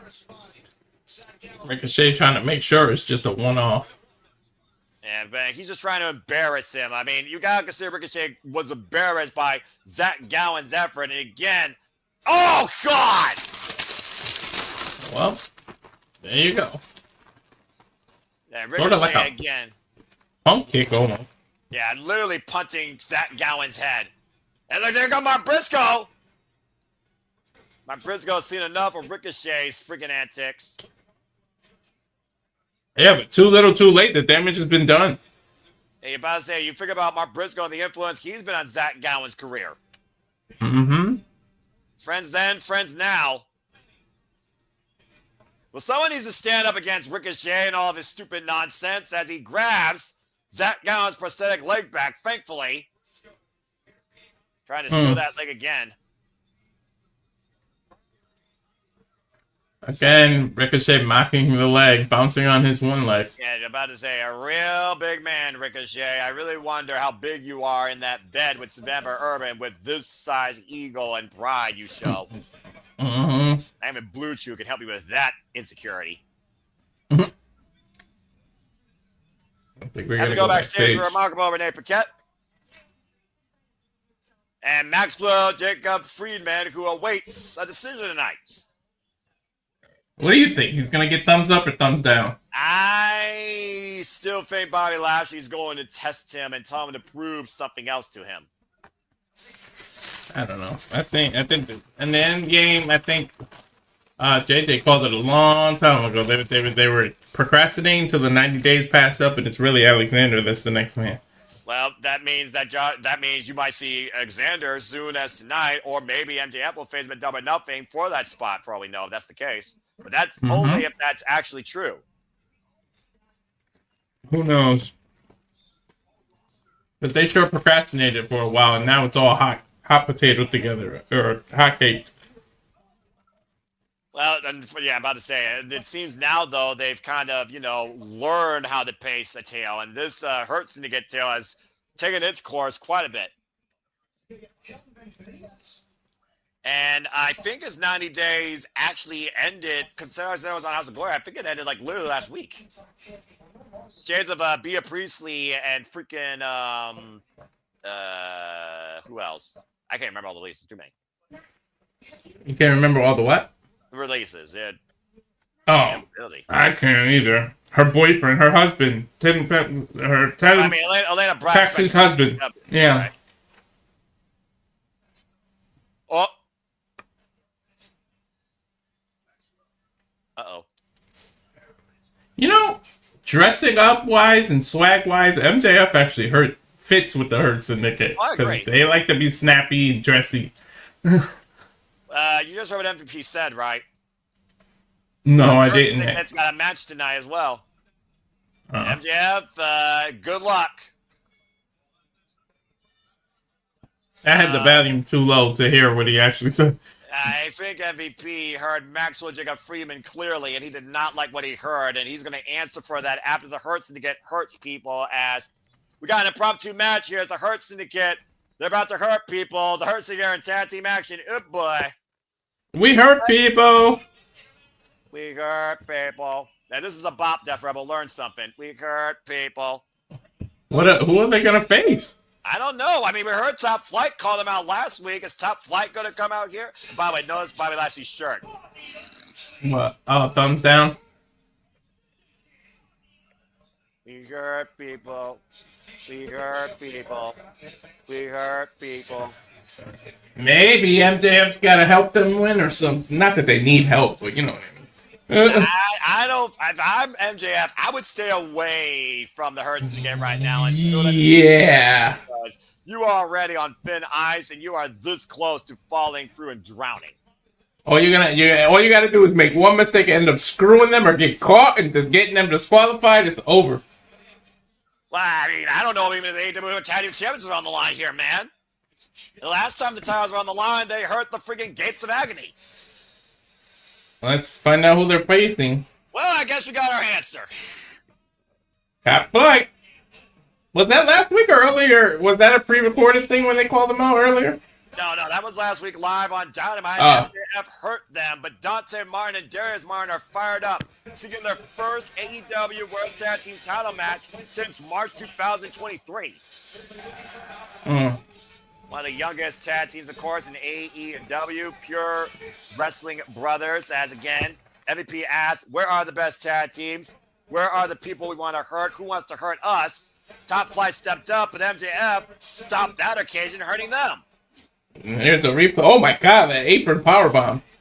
Yeah, about to say, to your point. Ah, God, I just saw myself. I mean, he did hurt people, to be fair. And again, Bobby. I'll give you your answer next week. Mm-hmm. My referee is Stephon Smith right now. The thing is, though, the hurt is going to get hurt people from the front. MJF hurt people from behind. Jumping knee strike here. Waist lock applied. And you got to imagine, though, Top Flight wins this, Walter. They have to be in line for a tag team opportunity. Automatically, because nobody. Let's be honest, people haven't even been competition to the Hurt Syndicate lately. Look, the Outrunners give them a run for your money, but you're right. Big Bill, O'Brien, Keith, Mick. Gates of Agony, they brought the intensity, but they couldn't hurt them. And, of course, they beat Private Party last year at Fright Night Dynamite. That they Martin got caught. It was ringing a tile, too. And right now, to your point, curling. Whoa! Using his brother as a wall and using himself as a barrier. Dante and Darius taking down the almighty Bobby Lashley. Well, it definitely would take two to bring down that Greek god. And Shelton Benjamin, the standard of excellence, taken down with a jumping flatliner. Now Dante springs up to the top. Whoa! Frog splash, cover, 2! Whoa! The ballin' frog splash, the crossover. I mean, hey, we are in the home of the all-time great Michael Jordan. Plus, MVP ballin'. About to say, of course, inaugural NWW. Oh my God! IWGP Intercontinental Champion. Drove Dante head first to the ring post. Now Darius isolated with Shelton Benjamin taking over. Shelton is a suplex machine.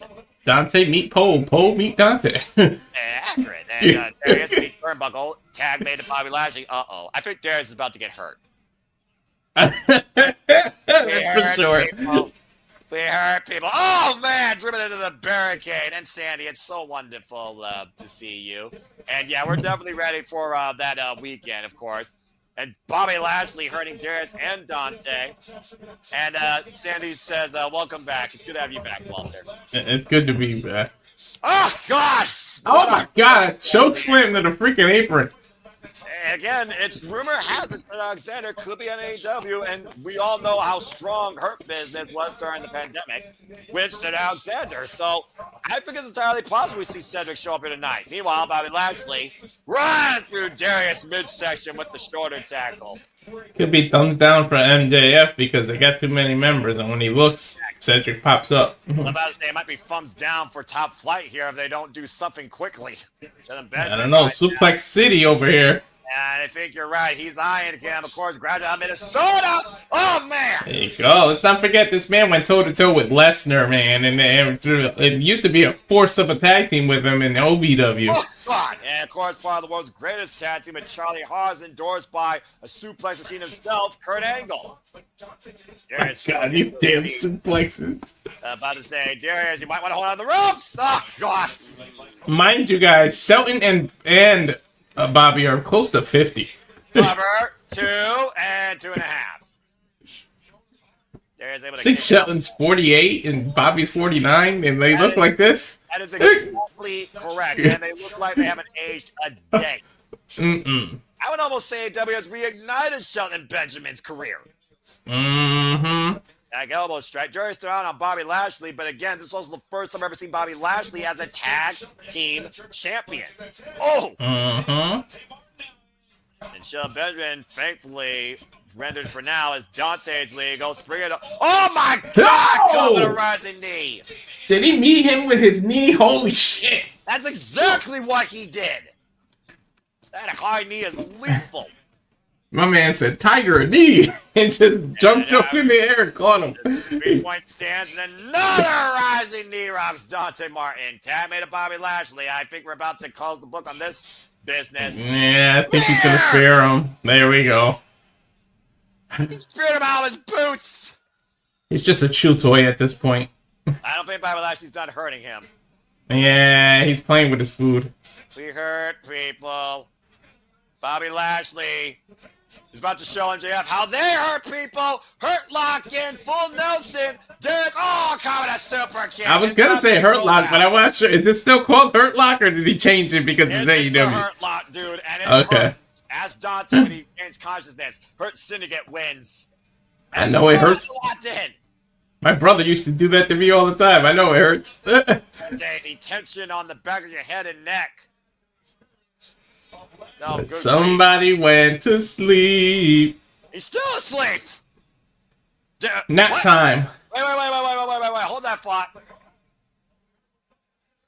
I think Dustin Rhodes has seen enough people hurt. What do you think? You think you look like a... Dustin Rhodes ain't let him go. You look like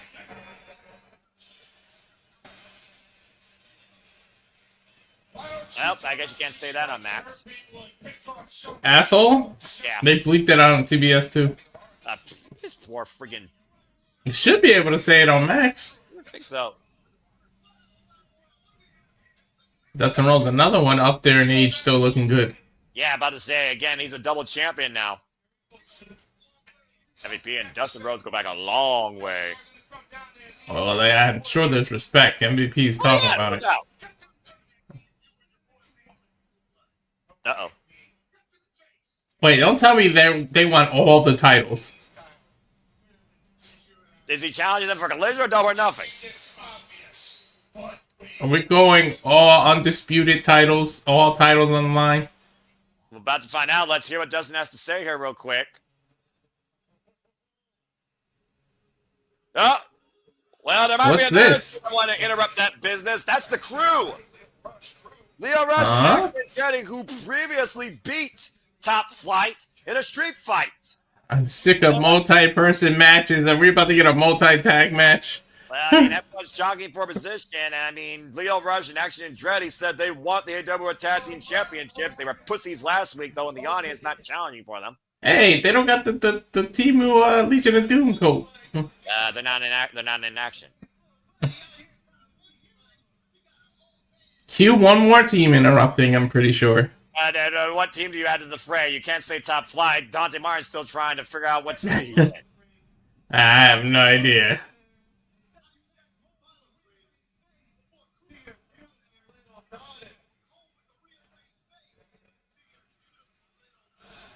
Oh, you don't talk about Dustin Rhodes' family.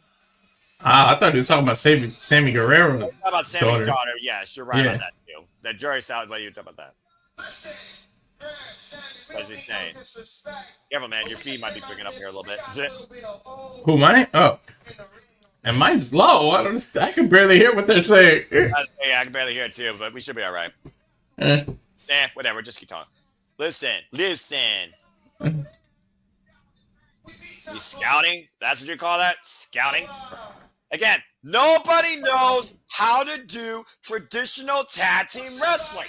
Nobody. They did beat Top Flight, though. I mean, there's no lies told here. Yeah, the jury is still out. And I'm not upset at all, Sandy. I was actually impressed with that. A good best super juniors, by the way, of course, going on in Japan, Walter. Number 2. Now gonna come line. All right. We'll do what?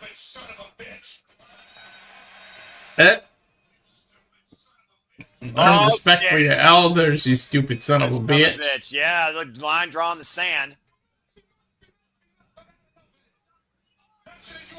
Oh, now it looks like MVP wants to dictate this business. Yep. Yes, he does. Resolution. Bruha to Collision. You guys fight out, and the winner. Yeah, but where's the match? Collision or? A Collision. So it looks like it will be the Sons of Texas versus the Crew. The winner of that match this Saturday on Collision Beach Break will challenge the Hearst to get for the AEW Tag Team Championships at Double or Nothing. So they got to turn around after Saturday and get a fight Sunday. That is correct. That's easy. Well, that's easy picking. Not bad to back. May 25th, Double or Nothing. We got a week. They got a week. And meanwhile, they hurt people. And MJF is about to get his answer. Will it be a painful one? MJF, will he get Bobby Lashley's thumbs up of approval? Next on AEW Dynamite Beach Break. As we got a commercial break. Fuck television. Well, you know what? For once, thank you, AEW, for not booking a multi-team madness. Finally, somebody fucking does that. Shoo. Anyway. Well, that was Poor Top Flight, though. I feel If bad. I don't get another triple threat for another month, it'll still be too soon. You know what? You're just jinxing yourself, bro. That's all I gotta say about that. You're just jinxing yourself. And tag teams, Gallows Anderson on the brain just now when it comes to be what next for the Hurt. Ooh, I like that match idea, honestly. The Hurt, of course, we know the Good Brothers. They are former multi-recognized tag team champions of WWE and New Japan Pro Wrestling, Walter. Yeah, they are. And they just returned to New Japan. Woo! They've been freed from the shackles of... You know there's a fire lit up under their ass to prove people wrong, too. There's no question about that. Now, you saw the Good Brothers preach the gospel. Free at last, free at last. Thank God they're free at last. And, yeah, possibly, you know what I mean? You know, they get the comfort zone. And freaking saying, for now, Charles, don't jinx it. Damn it. You're the one that brought in the ether. WWE's the one that does it all the time. They can't book a true tag team championship match for their lives unless it's NXT. And I still can't take one. They need more. They need to book better in AEW too. AEW is just more the lack of teams. It's not the bad booking. Exactly. So the fact that somebody started out with the deepest tag team division on the Western Front and has been coming down to this, it's kind of ridiculous. I mean, when Jazz Alexander debuts and he doesn't even get a single run, he's already stuck with a tag team. That kind of tells you. Well, yeah, and again, the AEW Championship still held hostage, of course, in the Death Riders campaign narrative. But if there if there even is a championship, who knows what the hell is in that damn lockbox? You know what? You know what? That's a good point. The jury is still out on that. I mean, the devil of the jury is still out. I'll give you that. But yeah. Well, again, though, Top Flight, though, man, I feel bad for those guys. God, they can't catch a break. They got hurt. Yeah, right. Well, they hurt people. They hurt people. I've been bobbing to that and Nick Wayne's theme all day. Speaking of Nick Wayne, of course, over in the Best Super Juniors, you all can follow Best Super Juniors, follow InjuredWorld.com to see how AEW's Nick Wayne's doing after an incredible match at Corrigan Hall today against the IWGP Champion himself, El Desperado. Right? Whether or not we're covering the finals, by the way. We'll look at the schedule. Man, these long-ass commercials. That's television for you, even on Max. Fuck television. At least the ones on Max are somewhat more relevant towards actual content that matters versus go buy this at your local Wingstop. Oh, wait, that's US. I've seen the Superman commercial twice already. That's because they got, like, no commercials. But that's because Max is like Warner Brothers and Superman's a Warner Brother property. Yeah, you're not wrong. I'll give you that. Let's see. I'm predicting we're about to see AEW debut of Sid Alexander. That's a hot take. And I'm guessing that too, Wesley. I'm definitely guessing that too. And Matthew with a hot take, but the jury's still out on that. All right, well, I think we're about to get back here to do some business. I got the Hurtson to get Tantra on my screen, the Hurtson to get stands in the ring, with a microphone. Has it been 90 days? I think it has. The time is gone by so fast. Because if it hasn't, they can welcome him in the groups, lull him into a false sense of security, and then Cedric debuts. That's very true. All right. Where's MJF?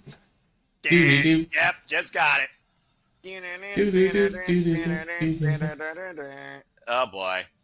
He's got a cool ass theme, too. That's a bopper, too. And he kept that theme all through the independents. This theme has defined our favorite scumbag, former AEW World Champion. What's going on? He's not out here. I think MVP said he lost his way. Shouldn't Benjamin, will you go get him, please? MJF is in trouble. I bet you Cedric Alexander beat his ass. MJF, where are you? Tonight's your night. Tony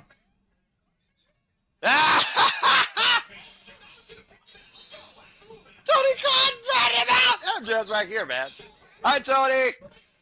I thought we were gonna find MJF laid out with Cedric Alexander above him. I think he's about to get laid out. And he realizes it's about to happen. MJF is in trouble. Why is he afraid, man? Maybe you get the thumbs up. Dude, I don't know if you heard, but he had some not very flattering things to say about this business proposition so far backstage in that interview segment.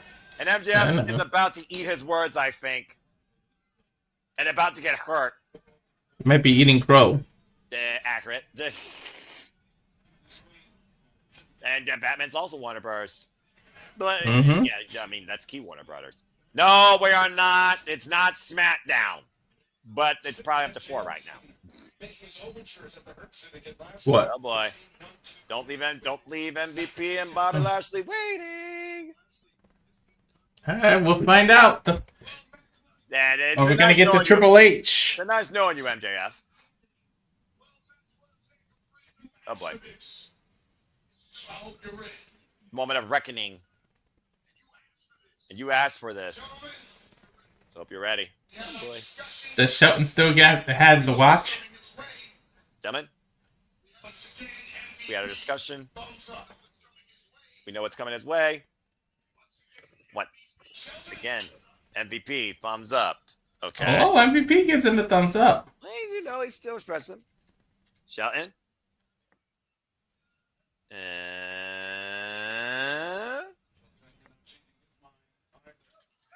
thumbs up. Now the definitive one. Oh, here we go. Will Bobby Lashley say yes? Look at Shelton in the background. Yeah, good point, Sandy. He might kick the shit out of him. I think you're onto something here.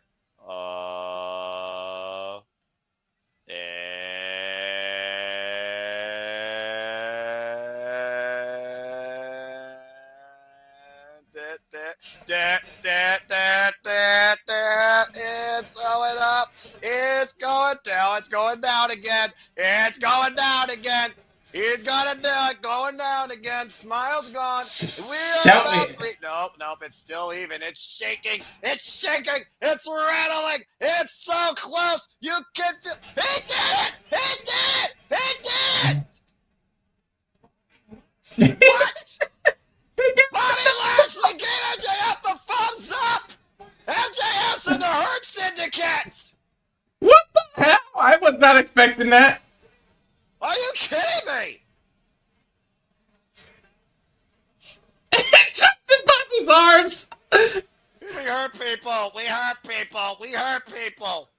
I'll be damned.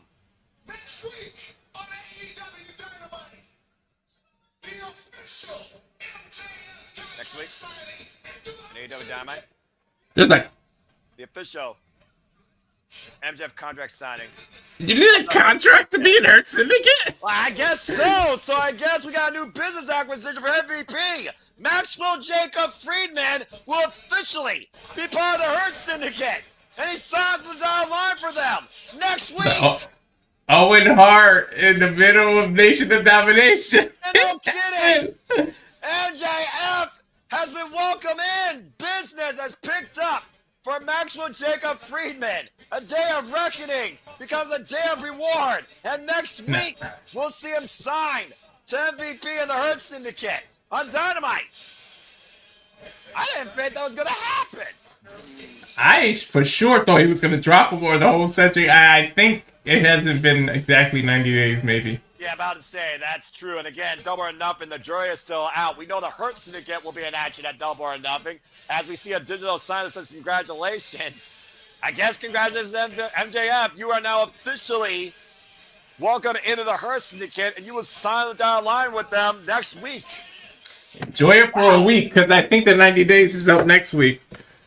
Yeah, and I'm about to say, is there going to be a clause in that contract that as part of this year, You know what? you got to get Since hurt? we're on the commercial, I'm going to look it up when he got released. Yeah, go ahead and do that because I'm looking at the chat here and everyone's like, yeah, they hurt people, they hurt people. I can sing that song all night. Yeah, about to say, and literally, to your point, Walter, you and Matthew on the same wavelength, apparently. February. It just says February 2025. It's February 7th, 2025. So February 7th. Last March, week. April, May. Yeah, that's 90 days. Yeah, that was last week, would have been the 90 days. Well, I'll be damned.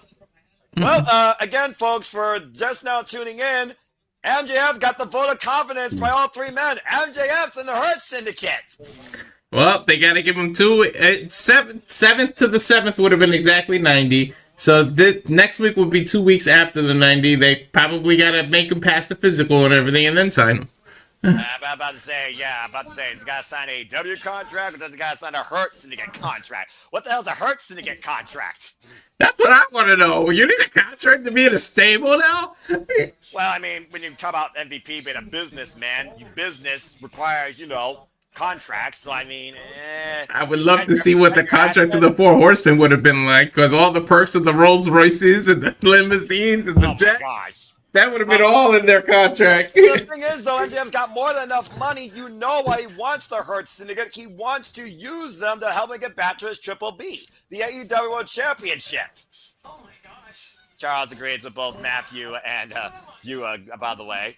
And yes, Sandy, I mean, the jury's still out. We're on the road to Double or Nothing. And let's keep in mind, folks, next week is the go home to Double or Nothing 1 week from tonight on Dynamite. Double or Nothing is Sunday, May 25th. We have Collision and Dynamite and Collision next week. And you and I both know that Dynamite's going to be the freaking go home because they always pre-record the freaking Collision sometimes or underestimate it. So next week's the go home episode. So a lot's got to be figured out. Where right now we got 2 official matches, a pending AEW World Tag Team Championship match, and that's it. In the words of Yu-Gi-Oh, you walked right into the trap card. When you walk right into my trap card, you're talking to a guy that was me, lad. You're talking to a guy that watched the entire original Yu-Gi-Oh all the way to King of Tem. Spoiler alert, folks. All the way to King of Tem facing Yugi in the final duel that sent the Pharaoh home. Loved it. You're damn right. And then they a Tim. They have 6 different reboots after that with dragons and schools and spirits and. Oh man, you know who got on my nerves? That freaking dice guy. The dice guy, the dice roll. Yeah, I forget his name, but man, I hated that guy. I don't even remember. And you're fine, Sandy. We speak typo. You're good here. Yeah, but MJP, MJP, MVP and MVP and MJF is a tag team. MJP. Michael Jordan. Well, I mean, hey, again, we're in Chicago, number 23. Maybe I'll sign for $23,000. I don't know. And new _York _state _of _mine. Accurate. When was the last time a contract signed without somebody getting hurt or going through a table? Hey, Tuesday. They didn't go through a table. That was as civil can be for that contract signing between Hendry and Trick. You're right, and there have been some contract signings that haven't involved a table. But here comes our timeless AEW Women's World Champion. Let's see what sexual innuendos she says now. Oh, don't even start! Don't you even start! You come back one night, you're already on the freaking gimmick. But yes, it is time once again to get timeless with AEW. I actually love it. I love Toni. And Ash is probably having a climax. You know, for everybody who talks crap about, Toni dropped the ball, Tony Khan dropping the ball, just look at Toni Storm. WWE dropped the ball mega on them, and we just saw the Hurt Syndicate. How about dropping the ball with them? Let's not act like it works only one way. Oh, damn it. There's King. You finally showed up, bro. Damn you. Timeless, as only he could say. Anyway, the winner of the Eliminator will earn a shot at the AEW Women's World Championship unless the champion wins. Speaking of champions, Walter, you weren't here to explode in excitement in your own freaking out experience, but here comes the brand new NWA Strong Women's Champion, Stardom's own daughter of high speed, who pinned Mina Shirakawa at Resurgence, Asumi. Yep. Asumi. Mercedes has gripe to say it wasn't me that got pinned. 11 years of in-ring experience at 23 years of age, Asumi of Stardom won at Resurgence last Friday in an incredible triple threat main event against Mercedes Moné and Mina Shirakawa, pinning Mina Shirakawa for the win with the Asumi Sushi Roll. They let you wrestle at 12 years old in Japan? Apparently, yes. We talked about, again, the potential of experience and possibly world-class star power of the industry has really no age to find. Japan's the definition of that. Yay, Nina. And this woman also exemplifies that. It's Mina time. I used to be Amada. Oh, you got The hell is she doing? She break it? I mean, hey, she's here in America, right? So get American, why don't you? I'm not going to complain. All right, Mina, Okay. I see what you're bringing. Showing some moves. Formerly part of Stardom, now officially part of All Elite Wrestling. Is Toni dancing? Yes, she is. Not gonna lie, this theme is a bop. Mikey Ruckus, you're doing a good job, bro. Don't ever become Death Rebel. Huh. I mean, Oh, Lord. You got that correct. Good, Walter. Control yourself. You just came back, bro. All I said was, oh, Lord. Yeah, about to say, I heard the way you said it. Freaking Mina Shirakawa, why you do this to us? Sky Blue. About to say, and welcome Dude, they all back. got banging themes. And yeah, that's because AEW knows how to do music better than a lot of people in the industry. Welcome back home and welcome back to professional wrestling. Damn, it's been far too long. Sky Blue. You know what I love the most about this match is that it's actually elimination. I don't think it's elimination, dude. It's Eliminator, but it is. Oh, eliminator! Chicago's I read it. Sky I read Blue. it wrong. Then Yeah, I thought it was you did. elimination. Welcome back, Sky Blue, after that ridiculous ankle injury against Hikaru Shida, freak accident back last year in July. At one point, contemplating on retiring. But thanks to Kyle Fletcher's support, nursing her wound, Sky Blue is back home in AEW in Chicago. And Chicago has been very good to the former AEW champion. Not to mention, several eliminator matches in the past, Sky Blue has won them here in this very city. Talk about a broken fibula here, Walter. Put that in perspective. Bell rings were underway. Oh boy. Why is the champion involved in her own eliminator? Because the tramp wants an orgy every night apparently in wrestling, and she is not going to sit around waiting for somebody to come to her bedside at All In. And right now, Sume and Mina, there's a cover, and Sky Blue and Toni Storm fighting, by the way. And yes, folks, I did say that. Nice bridge escape by Asume. You didn't say it. Toni says it. All you're doing is repeating what she said. I'm echoing. Yeah. I'm the virgin here. I'm the pure, simple, innocent man that love women in wrestling. And look at that shimmy. Cover the crucifix. I'm going to lose myself here. Worse than Eminem. Cover again the sit-out. Kick out at 2. Yeah, you can speak anytime you want, Walter. You're off the ropes right now. I'm enjoying it. That got it. Freaking hell. I knew this match was going to bring out the worst in me. Freaking women in wrestling. Especially a bare women's division I enjoy. Nice DDT on the floor by Mina Shirakawa and Asumi. Now Sky Blue. Oh, and right up in the V goes the ring ropes and Sky Blue's B by Toni Storm. Clubbing shot in the back of the head. Damn. Accurate. Knife edge chop by Toni Storm. Toni Storm and Sky Blue have competed each other one-on-one previously 2 times for the AEW Women's World Championship. Nice takeaway to Harris there by Sky Blue. Mm-hmm. Ooh. Ooh. With the rising knee strike and our tornado DDT. Ring rust showing a little bit. Well, yeah, and also that fibula, again, that steel plate means she doesn't have any way to really turn it as well either. So watch the way she moves that right leg. Swinging a miss right now, especially those Chuck Taylors. Yeah, because I'm focused on her leg. She's wearing boots right now, actually. Kind of rare for Sky Blue to do that. That probably because of the plate. That's accurate. Sky Blue and Asume, by the way, have never met each other in the ring. Toni Storm and Mina Shirakawa pulling Asume and Sky Blue out of the ring. And oh, here we go. Forbidden Door. Here we go. Walter. We've seen this before. Oh, hey, why you interrupt it? Well, I mean, every woman for themselves. True. I would say it's a fatal 4-way, not eliminator, folks, but elimination. Ew, there's a red. Oh, the double Luthez! Toni Storm and Mina Shirakawa taking down Asume and Sky Blue. First Primo submission in this match wins, by the way. What was up with the spider? What the hell was that about? Let's just say there's an idol killer coming here from Stardom to AEW. Oh yeah. Oh, okay. Yeah. Here. And right now, wait a minute. Double strikes, but what happens if Toni wins this match? Nobody gets a title shot? That is correct. She did the same thing against Penelope Ford, Thunder Rosa, and Anna Jay last week, literally on Dynamite, challenging everybody here in this women's division. Well, wait till Megan Bain comes back at your ass. And about it right now, Mina Shirakawa wants a piece of Toni Storm. Asume, though, catches her with a kick. And this is, of course, how Asume got the better of Mina Shirakawa at Resurgence. Again, go watch that match back. It was incredible stuff.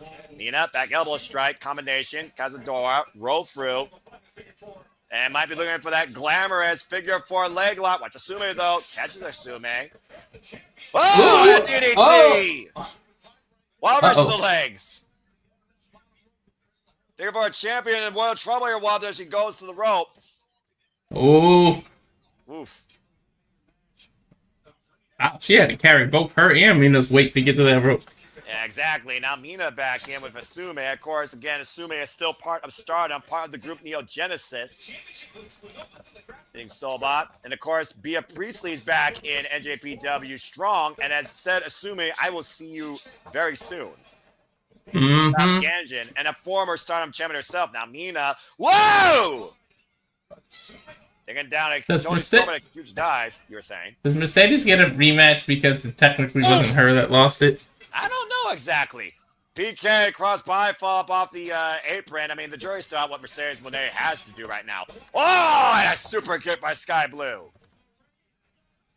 Now Skye Blue, you were talking about ring rust earlier, Walter. How about Records Abandonment? Never mind. Cross body. Skye Blue can do anything she wants to. Skye Blue in control of this entire field. Who will win this 4-way? Stay tuned. Restaurant Clive, picture on Walter's end. Full commercial break on my end. Fuck television. It's an orgy of competitors on the ground. Yeah, I'm surprised they don't have Blue Chew yet here on freaking TNT or TBS because of Toni Storm's rated R ways, it seems. She goes back to the days of freaking noir in the freaking cabaret. If you know, you know, folks. And don't ask me how I know that. Hey, again, the 50s were a different time, my friend. Yeah, there was far less restriction and far less safety. Speaking of safety, Skye Blue put in no concern right now for her own safety, wiping out the entire field right there. The thing is, though, Skye Blue, again, like I said, she only has history with Toni Storm. She's never faced Asume or Mina Shirakawa. So if Skye Blue does not pin the champion, maybe she could pin Asume and challenge for the Strong Championship. Maybe she could pin Mina and, take away from her, inaugural permanent stay here in America. She said she left her family. She left everything. She's starting over. She's all alone. She's nervous but excited. Go watch her interview with Denise Salcedo. That's the sacrifice there. And Mina, yeah, it is Mina. Mina and Toni are in the corner fighting each other. Chop! And, Toni Storm loves to hear her tits slap. Yeah, she's going to say tits up. I'm about to say, tits are wide up and open. It's hilarious. What am I going to... Why do I love this so much? And it seems like it's so wrong. What's wrong with Mina? My God. She's like a female R-Truth. Like her goofiness. Yeah, well, at least this female is actually tolerable, and I could actually stomach her, but that's a whole different conversation. Anyway, yeah, about to say, Safet knows Fekla, of course, Fekla, who was fired from Stardom at the All-Star Grand Queendom show after putting her hands on staff officials and the President Okada once again. He had enough and fired her ass.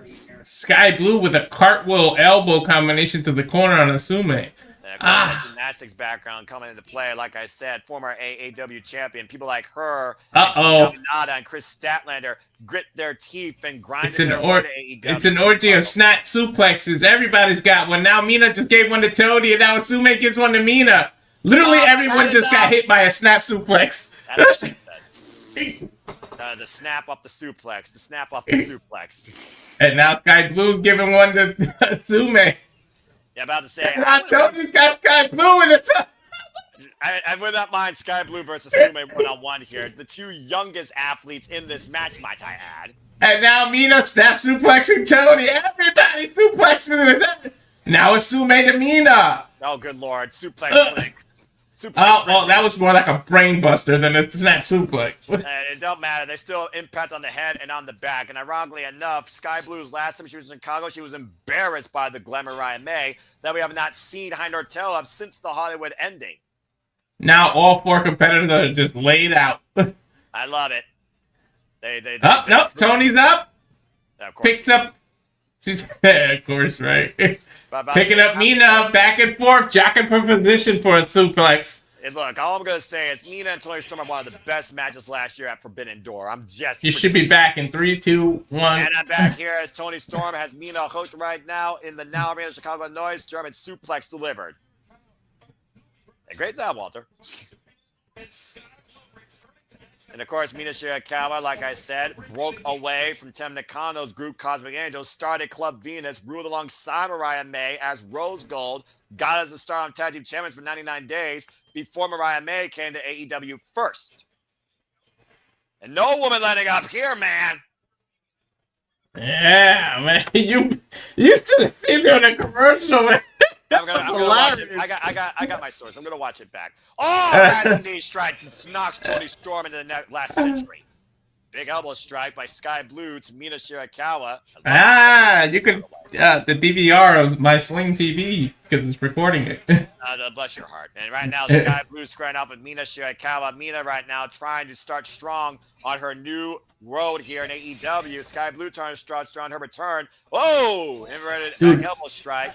What's this? No one has momentum. Every time one person gets momentum, another person comes and takes it right from them. Oh, God. Yes, stereo German. I think we're about to get an orgy of hip attacks. Can we stop saying the old word, please? Lights, camera, action. Now I can get away with it without being nasty because we're talking about Tony. Third rail applied. Oh, my gosh. The hip attacks are hot tonight. Assuming getting out of the way, though. All 4 of them are hot. Yeah, but in more ways than one. Oh, spinning back fist. Rock Story Storm by Mina. And so when balls the outside. A schoolgirl by Mina. Stomping the back by whoever wins, when do they get the title shot? Double or nothing? I would think double or nothing, but I guess it's the champion's jurisdiction. She's the one that challenged somebody to literally put that tramp in her place. Her words. Oof. I know, her words. We know. That's why I keep saying orgy. It's her words. I'm making sure everybody knows right now what I am and what she is. And the fact we're both black and white, we are not the same. Okay? That's why I keep saying orgy. Those are Tony words. Those aren't mine. Now everyone knows that. How many people watching it for the first time and hearing this like, what the hell? We got an attitude there again? Oh! That drop suplex. I'm losing my fucking mind. Tony has the best promos ever, man. Toni Storm is one of the best fans of women's wrestling. Don't at me. On the Western front. Up and over. High kick by Mina Shirakawa. So is Mina, though. I'm loving Mina, man. I'm such a fan of Mina. Former idol, 5 years in wrestling. Skye Blue blocks the shot. Ooh, it's a high kick. Almost a hook kick of sorts. Did she kick her with the same leg that has the screw? Or the metal plate? I believe that is correct. First kick. Now looking for Cole. Blue, roll out, cover, watch Asume, went for the double stomp. To be honest, Asume and Toni don't have anything to lose because they're already champions. And that's true. Meanwhile, Skye Blue has everything to gain, and so does Mina, though. Big high kick, though, by Asume. Now looking to hook up Skye Blue here. Wait a minute. Oh, man, a destroyer! To use gambling terms. Cover two! Oh! Toni and Asume they're playing with house money because they're already champions. And Toni Storm literally is playing with the most to lose here, considering she's the one that put this challenge in the first place. Get to the midsection. Toni Storm. Storm 0! Cover! It's over. 1, 2. Oh. Saves the matchup. Mina wants it. How bad does she want it? A back body drop. Avoided by Mina. Rolling elbow. Connects with Toni Storm. Spinning back fist, duck and miss. Inside cradle! Inside cradle! Inside cradle! 1, 2, and Mina got her! Mina got her! Mina got her! Mina pinned Toni! She doesn't even... just pinned the AEW Women's World Champion! She just got a title shot! Mina doesn't even realize she got the 3. She's asking the ref, was that really a 3? Yes, that was a 3, and Toni Storm saw it in full color! All it takes. How many times do we say that, Noah? All it takes is 3 seconds. And Walter, that's Toni Storm's first loss in Eliminators. Wow! Look! Wow! Almost like it's scripted. They got the Look at it's already in the background, almost like this is predetermined. Well, Toni Storm did say if someone pins me, I will give them a title shot. I'm not waiting till All In. Toni Storm versus me and Shirakawa. A double or nothing. That's a week from Sunday already. What a freaking win. Dude, I would not be upset if Mina wins that title. You and me both, bro. You and me fucking both.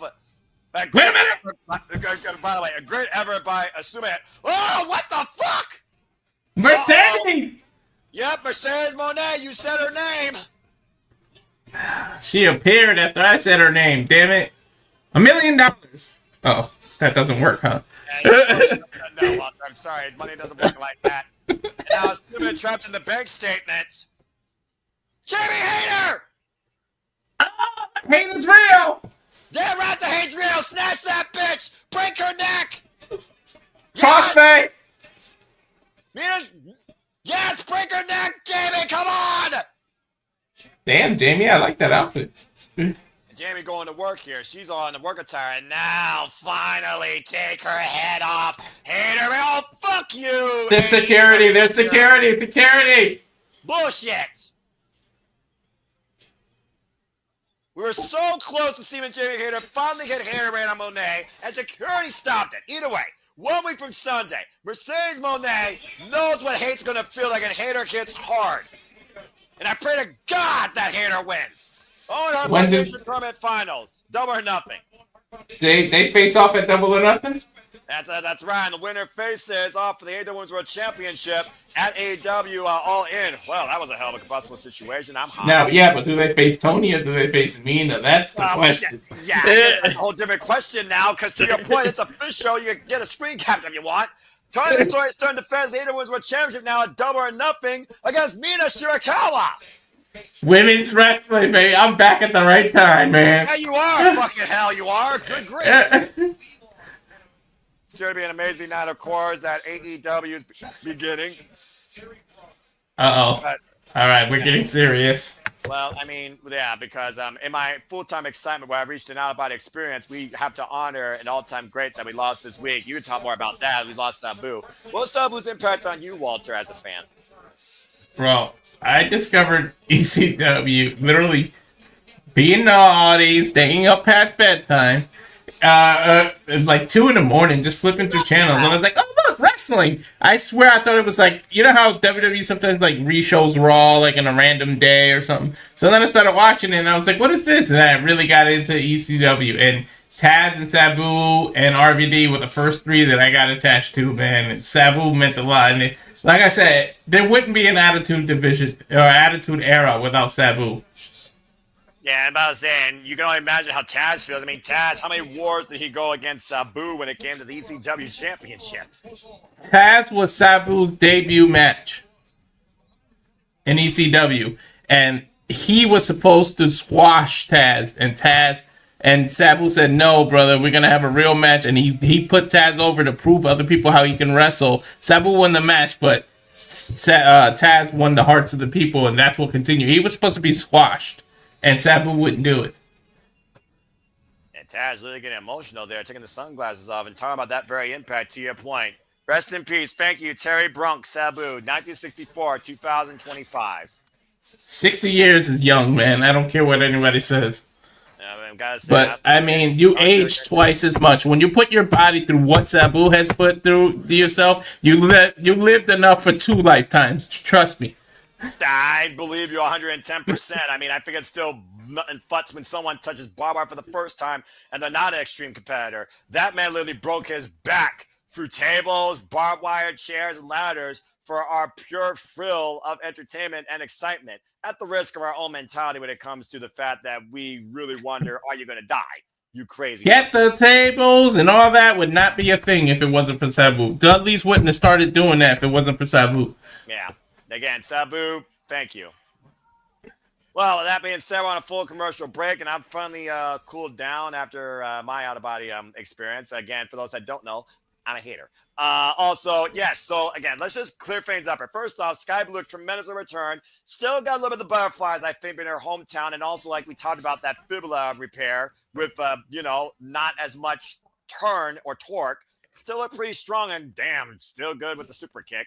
Didn't get involved in the decision. Neither was Asume, the International Women's Champion, but Mina Shirakawa just pinned Timeless Toni Storm, and now it's official. It's Timeless Toni Storm defending the Women's World Championship at Double or Nothing against Mina Shirakawa. And let's keep in mind that same night, Jamie Hayter, Mercedes Moné are the finals for the Women's Owen Hart Foundation tournament. The winner of that match will challenge the champion at All In for the AEW Women's World Championship. And we just saw Jamie Hayter almost took Moné's head off, but literally raked her back in her submission hold after she did that to her last week from behind, coming to the aid impromptu also of Asume. So a lot of moving parts there. So to your point, does Moné want her go back sooner than beating Jamie Hayter for the Owen? Does she have her eyes set on the Strong Championship versus the AEW Women's World Championship more? And what gives first? And does Mina surprise, considering Mina and Moné's history from Wrestle Dynasty, January 5th? Moné beat Mina. Mina has yet to beat Moné. It's a lot of moving parts here, to say the least. Jamie Hayter, Toni Storm, that needs to be run back. Mina just pinned the AEW champion. Can she do it when the lights are at its brightest and when it actually means something? It's one thing to win an eliminator match. It's another thing to win a one-on-one singles match when all the marbles are on the line. The pressure is on. Tony's been there, done that. Yeah, the pressure's all on Mina. Yeah, and again, to Jamie Hayter's credit, again, she lost that title, talking about title changes, 2 years ago at Double or Nothing to outcast Toni Storm. She's never faced timeless Toni Storm, though, and you know she wants the AEW Women's World Championship back. And you have to remember, too, this is Mina's introduction to America. Only people like you, Sandy, Ash, and everybody like that are the knuck and fucks that watch everything wrestling. This might be, literally America's introduction to AEW fans' introduction to Mina. So she's got a lot to prove to the people. Hey, you're not wrong there.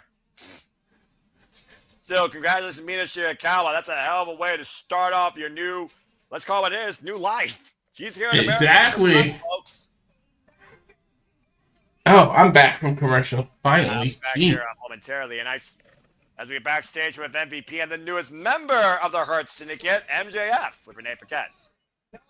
The hell is this? Promo. I hurt people. It's like he won the lottery.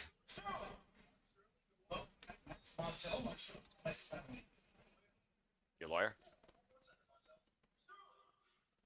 Wait, Smart Mark Sterling? Oh, good grief. I was gonna drive a wedge. What's this lawyer thing?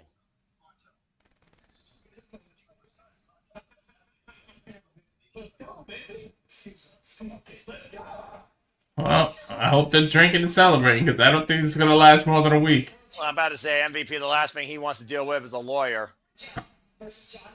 All right, then. Probably his cousin or somebody. He is Jewish. Wait, that's fair. And while as Knight has been here tonight, as we go in the ring now, I believe that's Tony Schiavone and Nigel McGuinness. And, of course, they've had their fair share of fallout with FTR as of late. Dude, I feel like Nigel's about to get back in the ring. I think you're onto something, bro. I feel like he's going to go find a partner and go against FTR, I'm telling you. Yeah. Let's go ahead and hear from Nigel McGuinness, to your point. And that's a very good point, Sandy. Mayu Iwatani was the last person to pin her. I say he told Tony not to do that.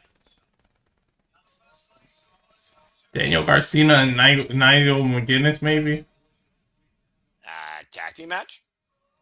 Yeah, I think they're going to go against FTR. Again, though, he's a commentator. There's part of me that I understand where they're coming from, but at the end of the day, you're a commentator now more so. You're not a full-time competitor. What we did see last week... He's a commentator now. Let's not forget what he's... I understand that, but dude, remember why he left the business. I'm just saying. Yeah, I don't. Who knows? You're never 100. You never 100% recovered from that. The last time we saw Nigel McGuinness compete was for the Ring of Honor Pure Championship against Lee Moriarty last year in December. And prior to that, he faced Bryan Danielson at Grand Slam for the AEW World Championship. But he's only been involved in 3 matches over the last freaking practically 14 years. And you were so happy when he faced Daniel Bryan. You were Of course ecstatic. I was. It was ROH Legacy. Sorry, I realised that my place is next to this man at an announce desk, not in the middle of this ring. So, Danny's sorry. Danny, go ahead. Realize this place is at the announce desk, not in the ring. What happened again? That's fair. All right, now Garcia's gonna. You know, it takes a real man, grown man, to admit that when they're wrong. Yeah, right. If more men did that, maybe this world would actually be a more stable place.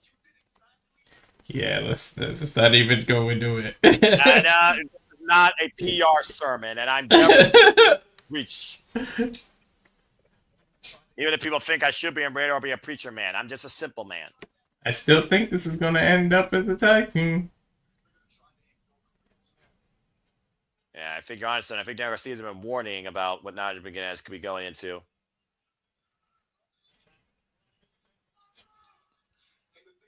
The thing is, it's gonna be for Collision. I'm assuming, right? Because if he fights at Collision, who's going to be the commentator? You shouldn't do it on Matt Menard. I would say Matt Menard. Oh yeah, that's true. That's true. I'd rather see it on Dynamite or on the pay-per-view, or at least the opener. You know Tony's gonna add a bunch of shit to the opener. But you always gotta add Saturday, dude. Saturday. And it's Beach Break Collision. Uh-oh. Well, we knew this was gonna happen. Here comes that annoying Nat Stokely Hathaway. Oh God, annoying son of a bitch. Bitch, what the hell was that word?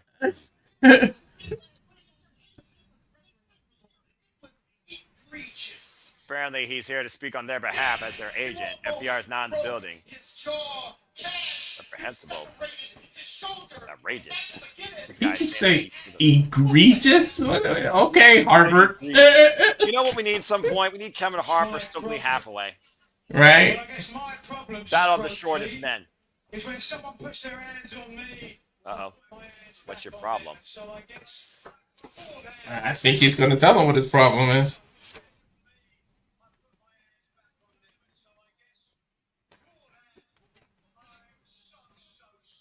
Socially.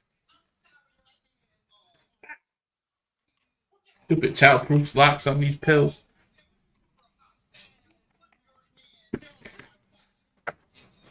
Put your hands on FTR.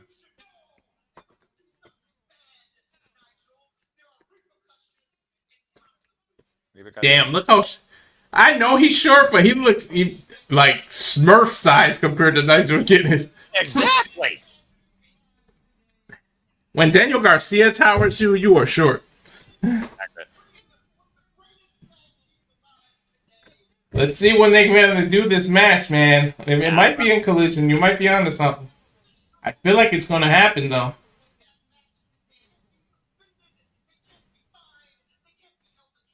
Nigel's got to be careful, though. One wrong landing, and it's back to 14 years ago. Exactly. But we barely had a conversation. If I'm honest, they kill us. Yeah, about the 10 number tag team champions. You know what, Nigel? You're right. You're right. FTR might kill us. They might kill us. But I've been watching you overcome the odds for your entire career. They might kill us. That's true. Something that they never thought they'd see. Nigel McGuinness teaming with Daniel Garcia against Something that they never thought they'd see.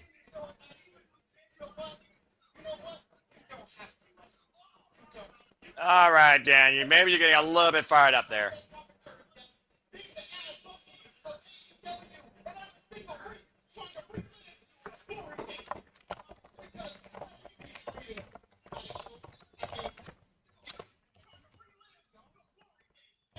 This is not wise.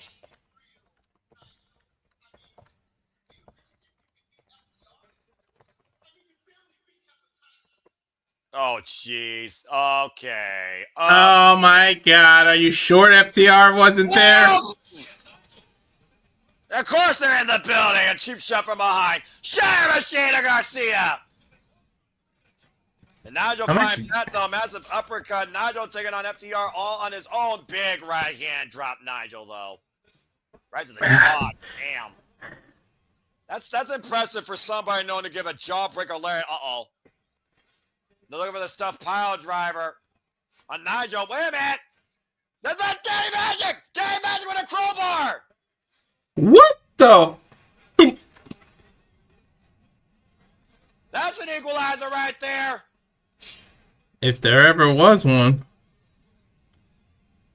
And again, Danny Magic can sense how they treated Danny Garcia and Nigel McGuinness for that matter. We saw Danny Garcia go to Danny Magic go to Danny Garcia's aid when that FTR one-on-one match with Garcia on Saturday turned into a handicap situation almost. Mm-hmm. Well, anyway, to your point, Walter, I think we very well have a tag match on our hands. If not, a freaking six-man if Stokely dares get involved. Oh my God! Who wants to see Stokely get involved? I mean, who doesn't want to see Stokely get his ass kicked? I'm just saying. That's fair.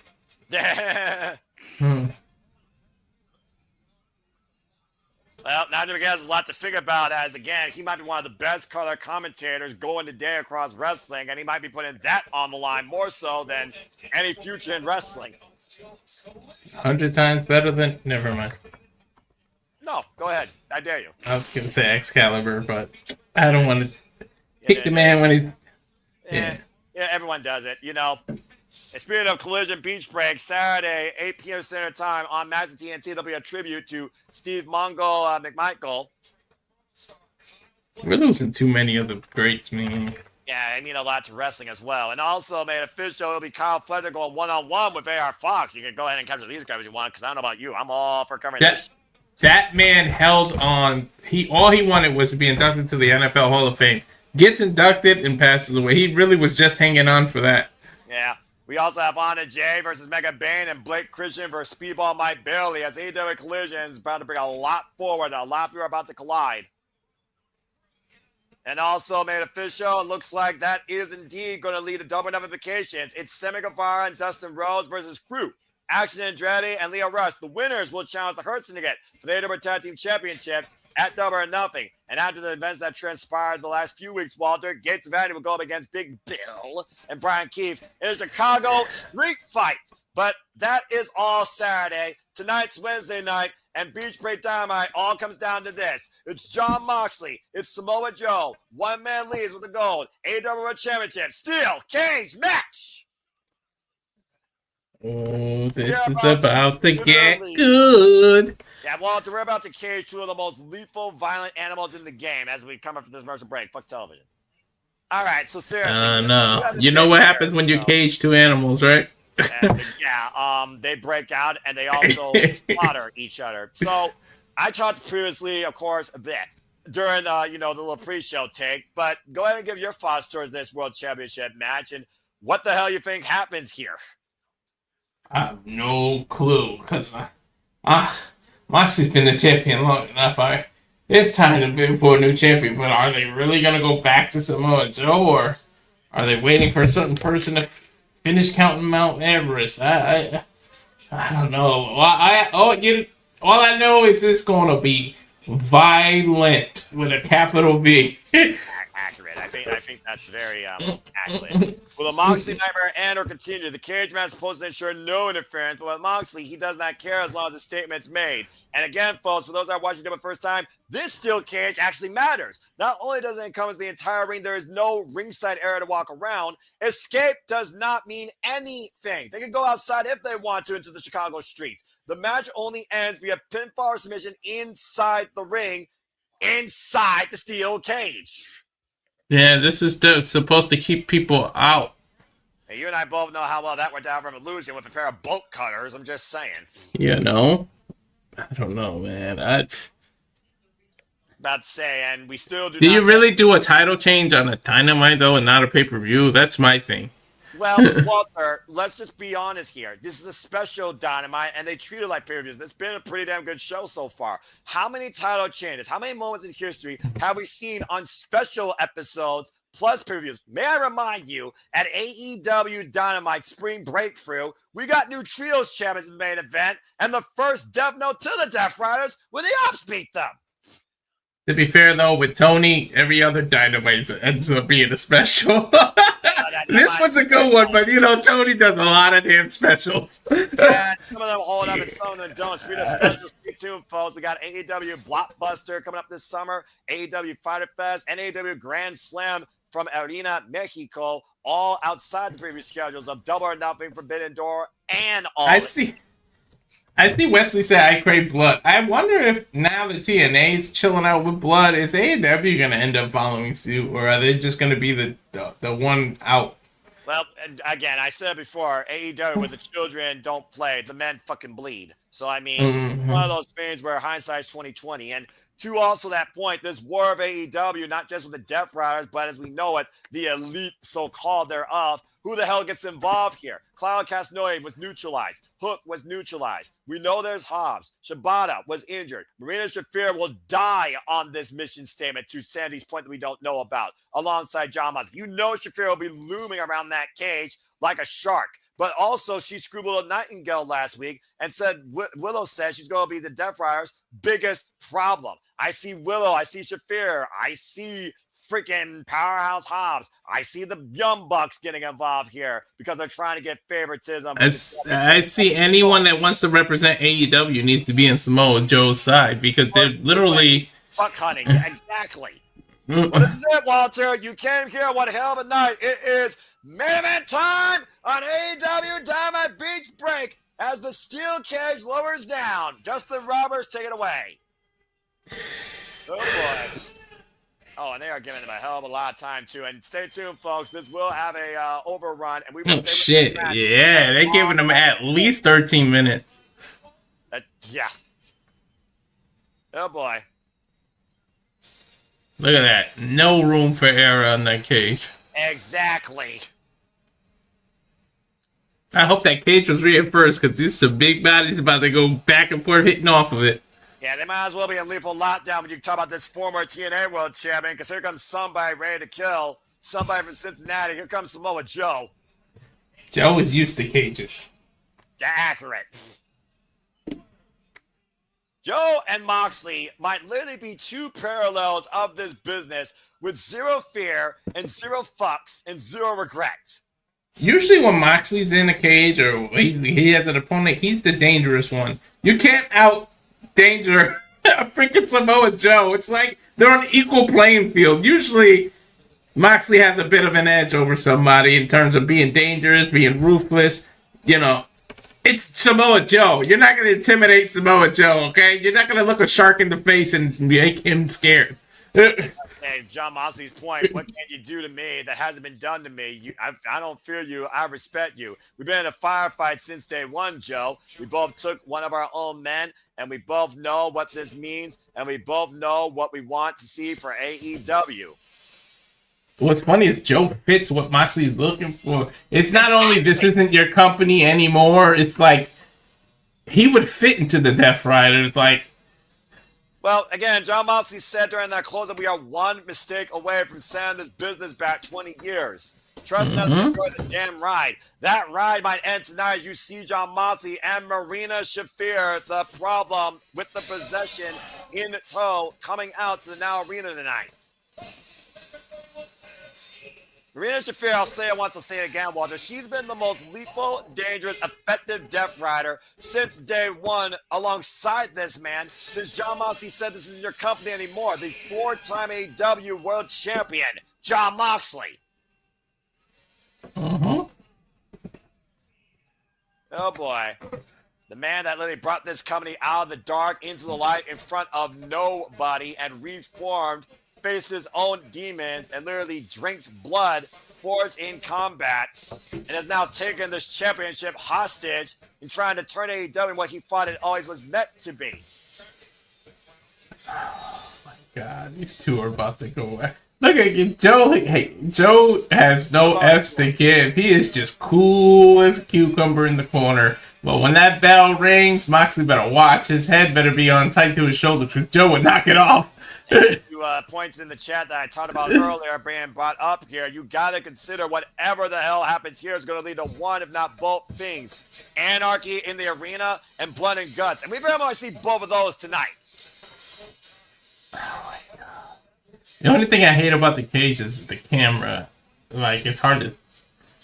They have to have room to leave the camera to be inside the cage, because seeing through the cage is an awkward... Or at least use drone cameras or something. I'm about to say, drone cameras can be cumbersome, too, if you've looked at how many of those have been used in WWE. But to your point, again, it's a steel cage. It's not supposed to look pretty. Mm-hmm. And you're going to see more than enough blood and flesh through that steel tonight, no matter Or at what least... camera angle we get. At least have holes in the cage where the camera can fit through, like it's not for the person's feet. Side. Yeah. And Paul Turner, of course, will padlock and chain lock up the door of the steel cage, ensuring, as of right now, nobody will leave. Again, escape means nothing. Only way to win is via pinfall submission inside the ring. There is no escape. Two men that think being locked in the cage is fun. Just another way to spend a Wednesday night. Right. Inside 10,000 pounds of steel.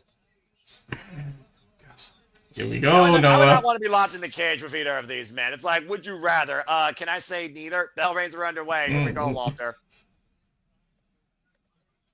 All right, filling each other out, but these two know each other already. Well, actually, no. They've never been one-on-one at least not in AEW. The familiarity's there and clear the respect's there, but to your point, they have never locked up before. We've seen how many Titanic events transpire in the steel cage conclude. Heyman and Page, Swerve Strickland, John Moxley, Kenny Omega. Of course, John Moxley won that night after Kenny Omega. Don't remind me of the Strickland Adam. Oh. It's a history, dude. Knife Edge Chop, Wardlow, MJF, Wardlow, Cody Rhodes, Cope, and freaking Malachi Black. Kyle Fletcher, Ospreay this year. Oh, good grief. Might be Cage of the Year, to be honest. Yeah, probably. Oh, rolling elbow rocks John Moxley to the corner.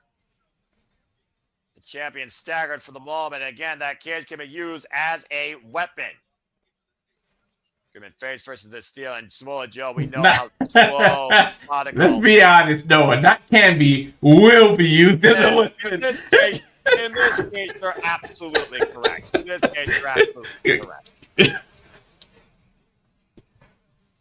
Nick, to your point, Sandy, yeah, Double or Nothing's ended without the AEW World Championship in the main event. It's been anarchy in the arena. Oh my God! They almost broke through the door already. Oof! Holy shit! Well, again, that's not a super close defined steel chain. I'm just saying. Mm-hmm. Again, Samoa Joe, Powerhouse House, Shibata, the current AEW Trios Championships. John Moxley, the current 4-time AEW World Champion, has held this title hostage since giving Bryan Danielson and Warrior's death last year at Wrestle Dream in October. With wins over Orange Cassidy, Switchblade Jay White, Swerve Strickland, and of course, Adam Copeland. That's a headbutt there. Too bad Shayna has a 90 days, because if you don't think Moxley would use someone like Shayna, he has already. Here with fucking rule in AEW. Oh my God. Jimmy Dunn versus Chris Statlander and Willow Nightingale in a friggin' violent street fight. Will Ospreay and Heb Man Page against still to come at Double or Nothing, as Double or Nothing literally is a week away from Sunday, folks. Again, that's Sunday, May 25th. We're coming in here as All In Texas is 59 days away. So please stay tuned when we go. Damn, can you believe that? 59 days away. Where the hell is time going? I'm still trying to figure that out myself. This year has gone crazy fast. We're already over a third way through May. And Samoa Joe drops the elbow on John Moxley's heart cover. And a 2 count. That elbow is about to be the closest thing to a regular wrestling move we're going to see in this match. I'm about to say, how long does this stand match versus freaking blood fight? Right? And right now, again, though, John Moxley, you could call him a brawler, you could call him overkill, you could call him messy all you want. He is methodical. He is a student of William Regal as he dissects the legs of Samoa Joe. Bending that knee left and right, Walter.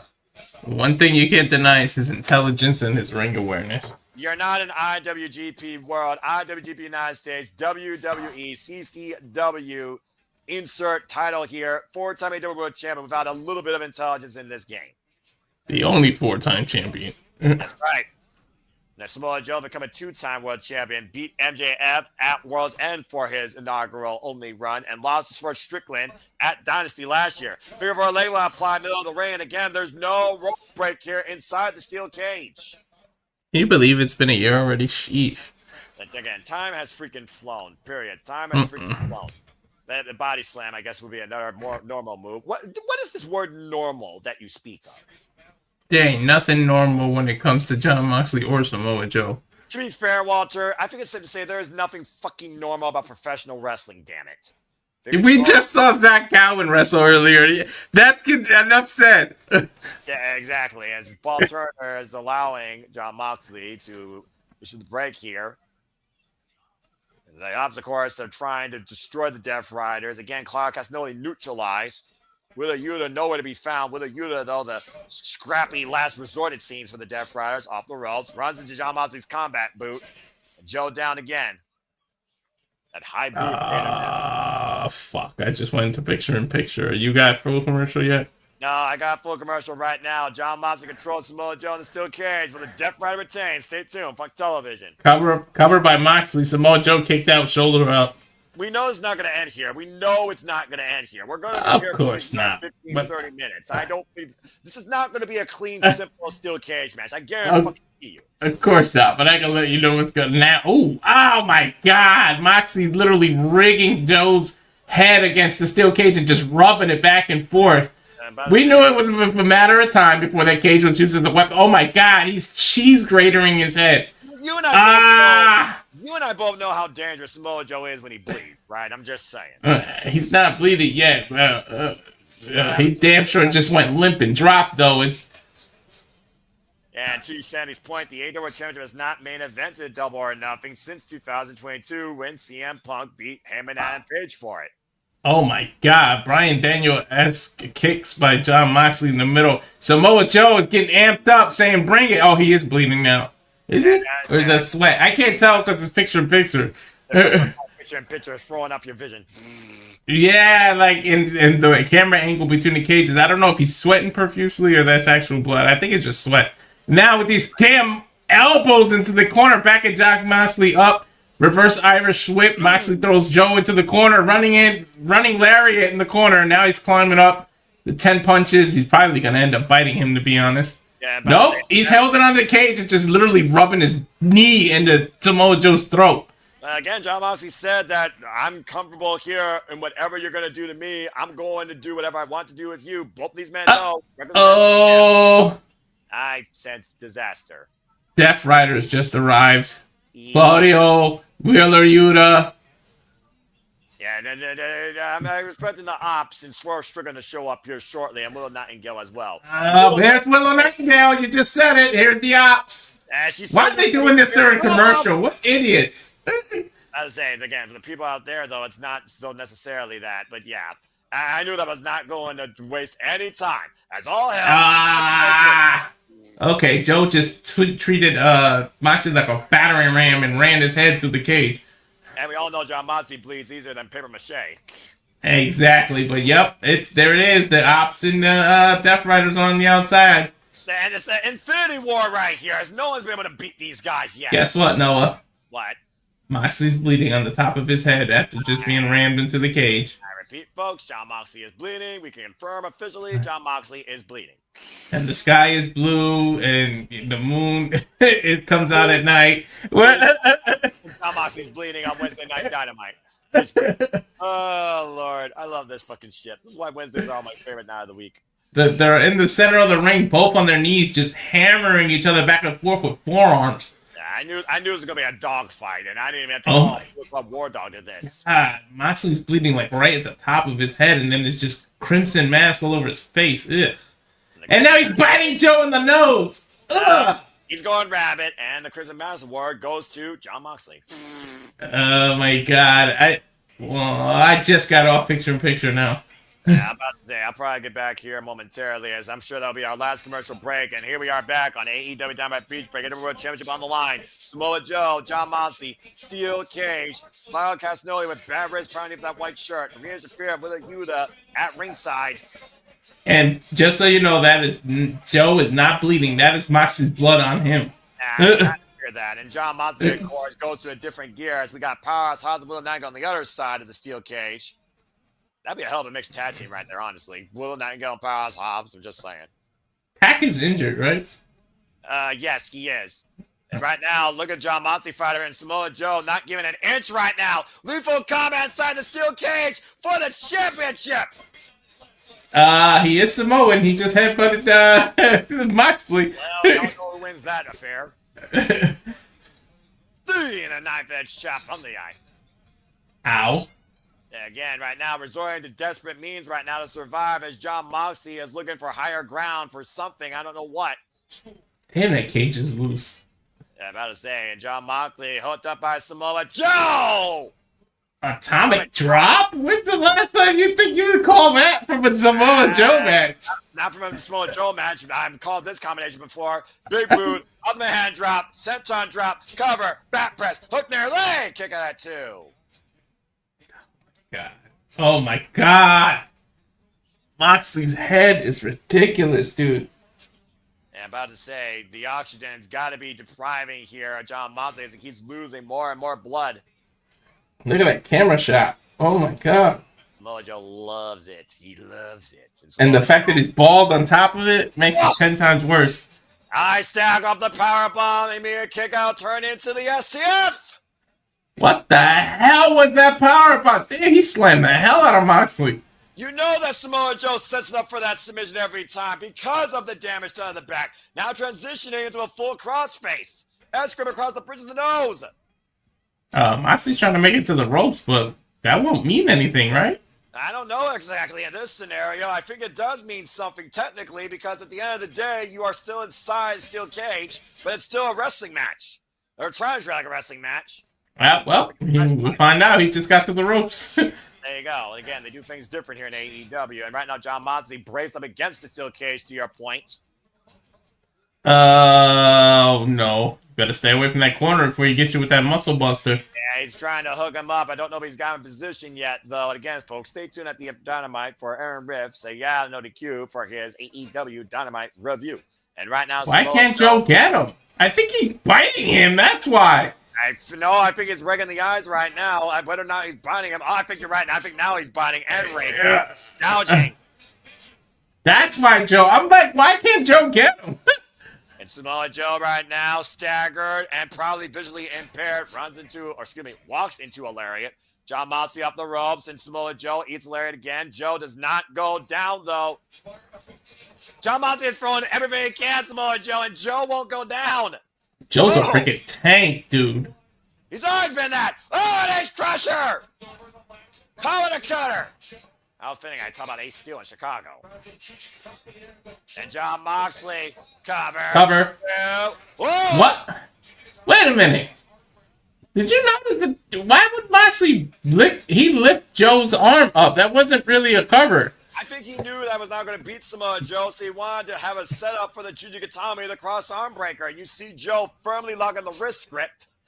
Yeah, he's got it locked in. Joe's got to reverse this, man.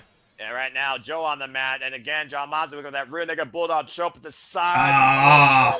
Can John Moxley sink that in deep enough? It's kind of hard when Joe barely has a neck, man. That muscle, he's so built that you can't bulldog check someone without a neck. That's fair, but he did do it to Tomohiro Ishii. I'm just saying. Ishii's another one with no neck. And right now, that S grip is in deep on the side of Samoa Joe's head. Jump down twice, but Samoa Joe refusing to die here tonight. John Moxley can't believe it. The hips are up. Samoa Joe staggers up to his feet. Again, the blood allows him to slip out. Hoisting up John Moxley with the Samoan drop. Get to the midsection. John Moxley. Death Rider! Paradigm shift or whatever they call that move. No! Is it paradigm shift or death rider? What do they call that move? That is a paradigm shift. Originally, I think it's called Death Rider now, and it did not put Samoa Joe away. The double underhook DDT. My God, he is bleeding profusely. And you wonder that was Jon Moxley's last shot in the barrel. I don't think so. He's sick and he's sick. So I mean, you can say that about both of these men. Just one's far more cerebral, but again, how sick do you have to be to leave with the AEW World Championship tonight? he's addicted. So We're for the Death Rider again. Some other Coquina clutch! Coquina clutch! in the middle of the mat.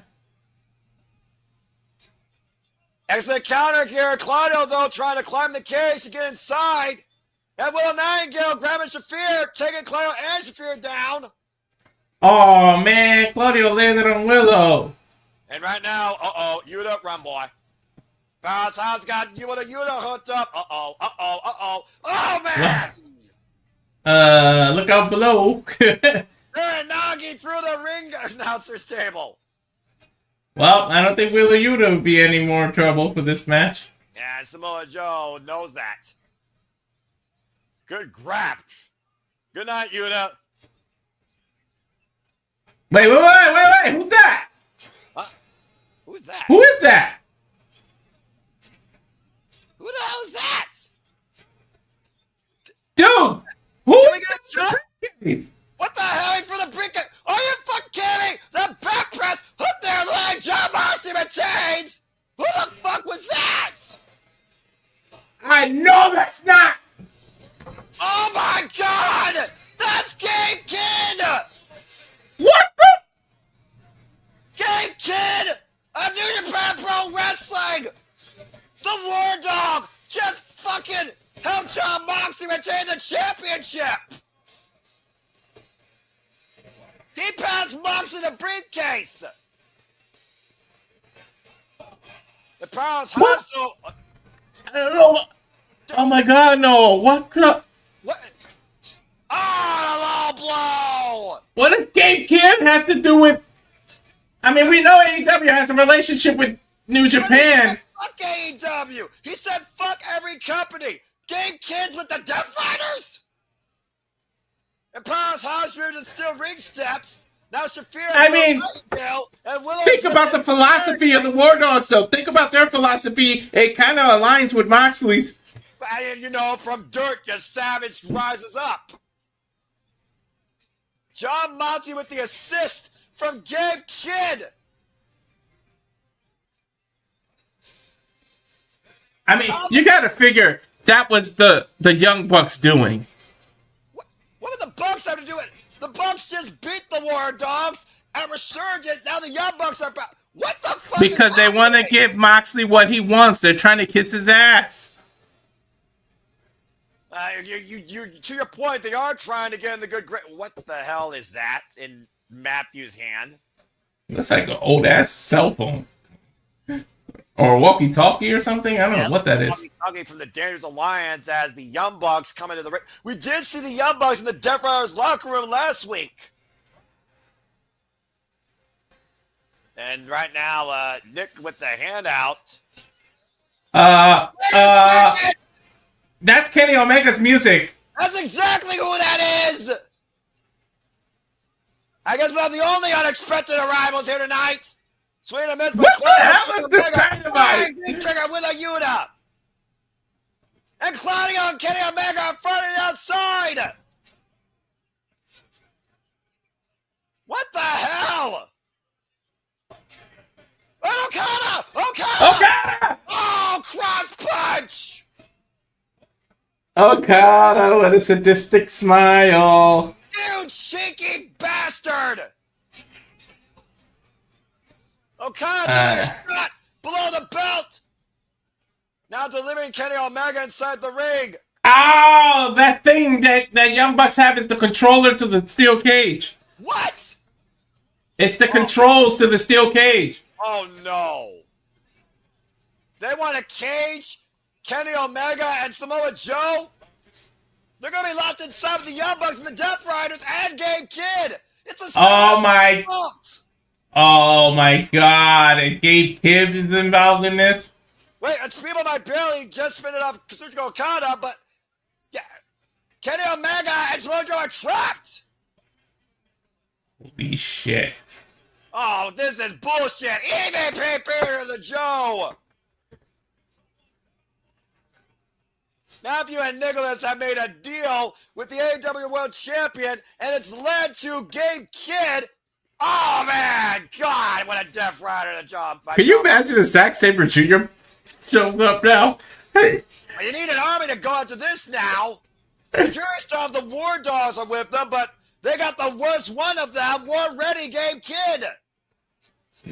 Yeah. No, we talked about not in our bingo card. I would never have said Gabe Kidd in the AEW. Let alone Gabe Kidd working with the Young Bucks. Somebody's got to help them. Who can it? Well, how about a guy that goes buck hunting? Uh-oh. Swerve Strickland's in the house. Well, he's got to climb into a cage that's full of sharks. You think he gives a damn? No. Wait, but it's 1 on what? 6? I can't even count right now. I think it's 1 on 6 as he's trying to get inside the steel cage. And Swerve, what the hell? Swerve Strickland's on top of the steel cage. What the hell is on his mind? Stop! Where's everybody out? What the fuck? What if trying to hoist the cage up, I think. About time AEW does some good shit. I came back on the Dynamite. Yeah, you came back one hell of a Dynamite as the Death Riders, the Young Bucks, are scurrying away like cowards. Swerve Strickland said that he would stop at nothing. He would go buck hunting after they cost him the championship. Regardless tonight, folks, Jon Moxley is still the AEW World Champion. I knew Samoa Joe wasn't winning that. Oh, wait a minute.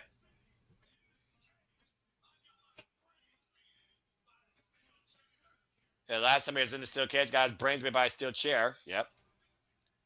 Facts. Little sadistic psycho mind. But here the hell he is still. Yeah, somehow he's still alive and kicking. I don't know how the fuck that's possible. Word of the day, sadistic. Accurate.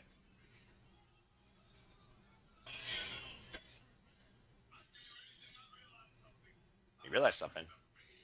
I am the fear. What? Most dangerous man here in AEW. Accurate.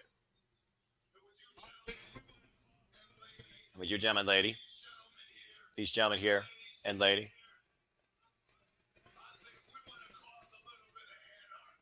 A little bit of anarchy! We want to cause anarchy. You know what that means. I think we just booked Double or Nothing. Venus Arizona. Anarchy in the arena. Oh my God. Young Bucks, the Death Riders, and Gabe Kidd versus Swerve Strickland, the Ops, and Willow Nightingale has just been made with Kenny Omega as a partner for Double or Nothing. Swerve has got to work with the man who beat him for the AEW champion. Yeah, we'll go, what the fuck just happened? Well, this has been a big thing because we have all hell broke loose and bashed out here tonight in the main event. Thanks for tuning in our coverage for Walter Cruz. Welcome back, bro. I'm Noah Foster. Go take Yadodoni Q and watch Aaron's review. We'll see you later. Have a good night. This has been AEW Dynamite Beach Break. I don't know what else to say. Have a good night, folks. Damn it. Gabe Kidd is in AEW. What the? And he's with the Death Riders and the Young Bucks. What the fuck is 2025? I don't fucking know. I've lost all control of my mindset. This is absolutely nothing futz. Cut the feed, man. Cut the feed. This is crazy. We'll see you all later on this week. Tune in for the other watch along for the other company. But as far as I'm concerned, make a positive bet to life. Have a good night. This has been AEW Beach Break. Have a good night, folks. AEW, you were fucking insane and sadistic, and I love it. But what the fuck? You could have gave me 30 guesses. I would have never said Gabe Kidd. Accurate.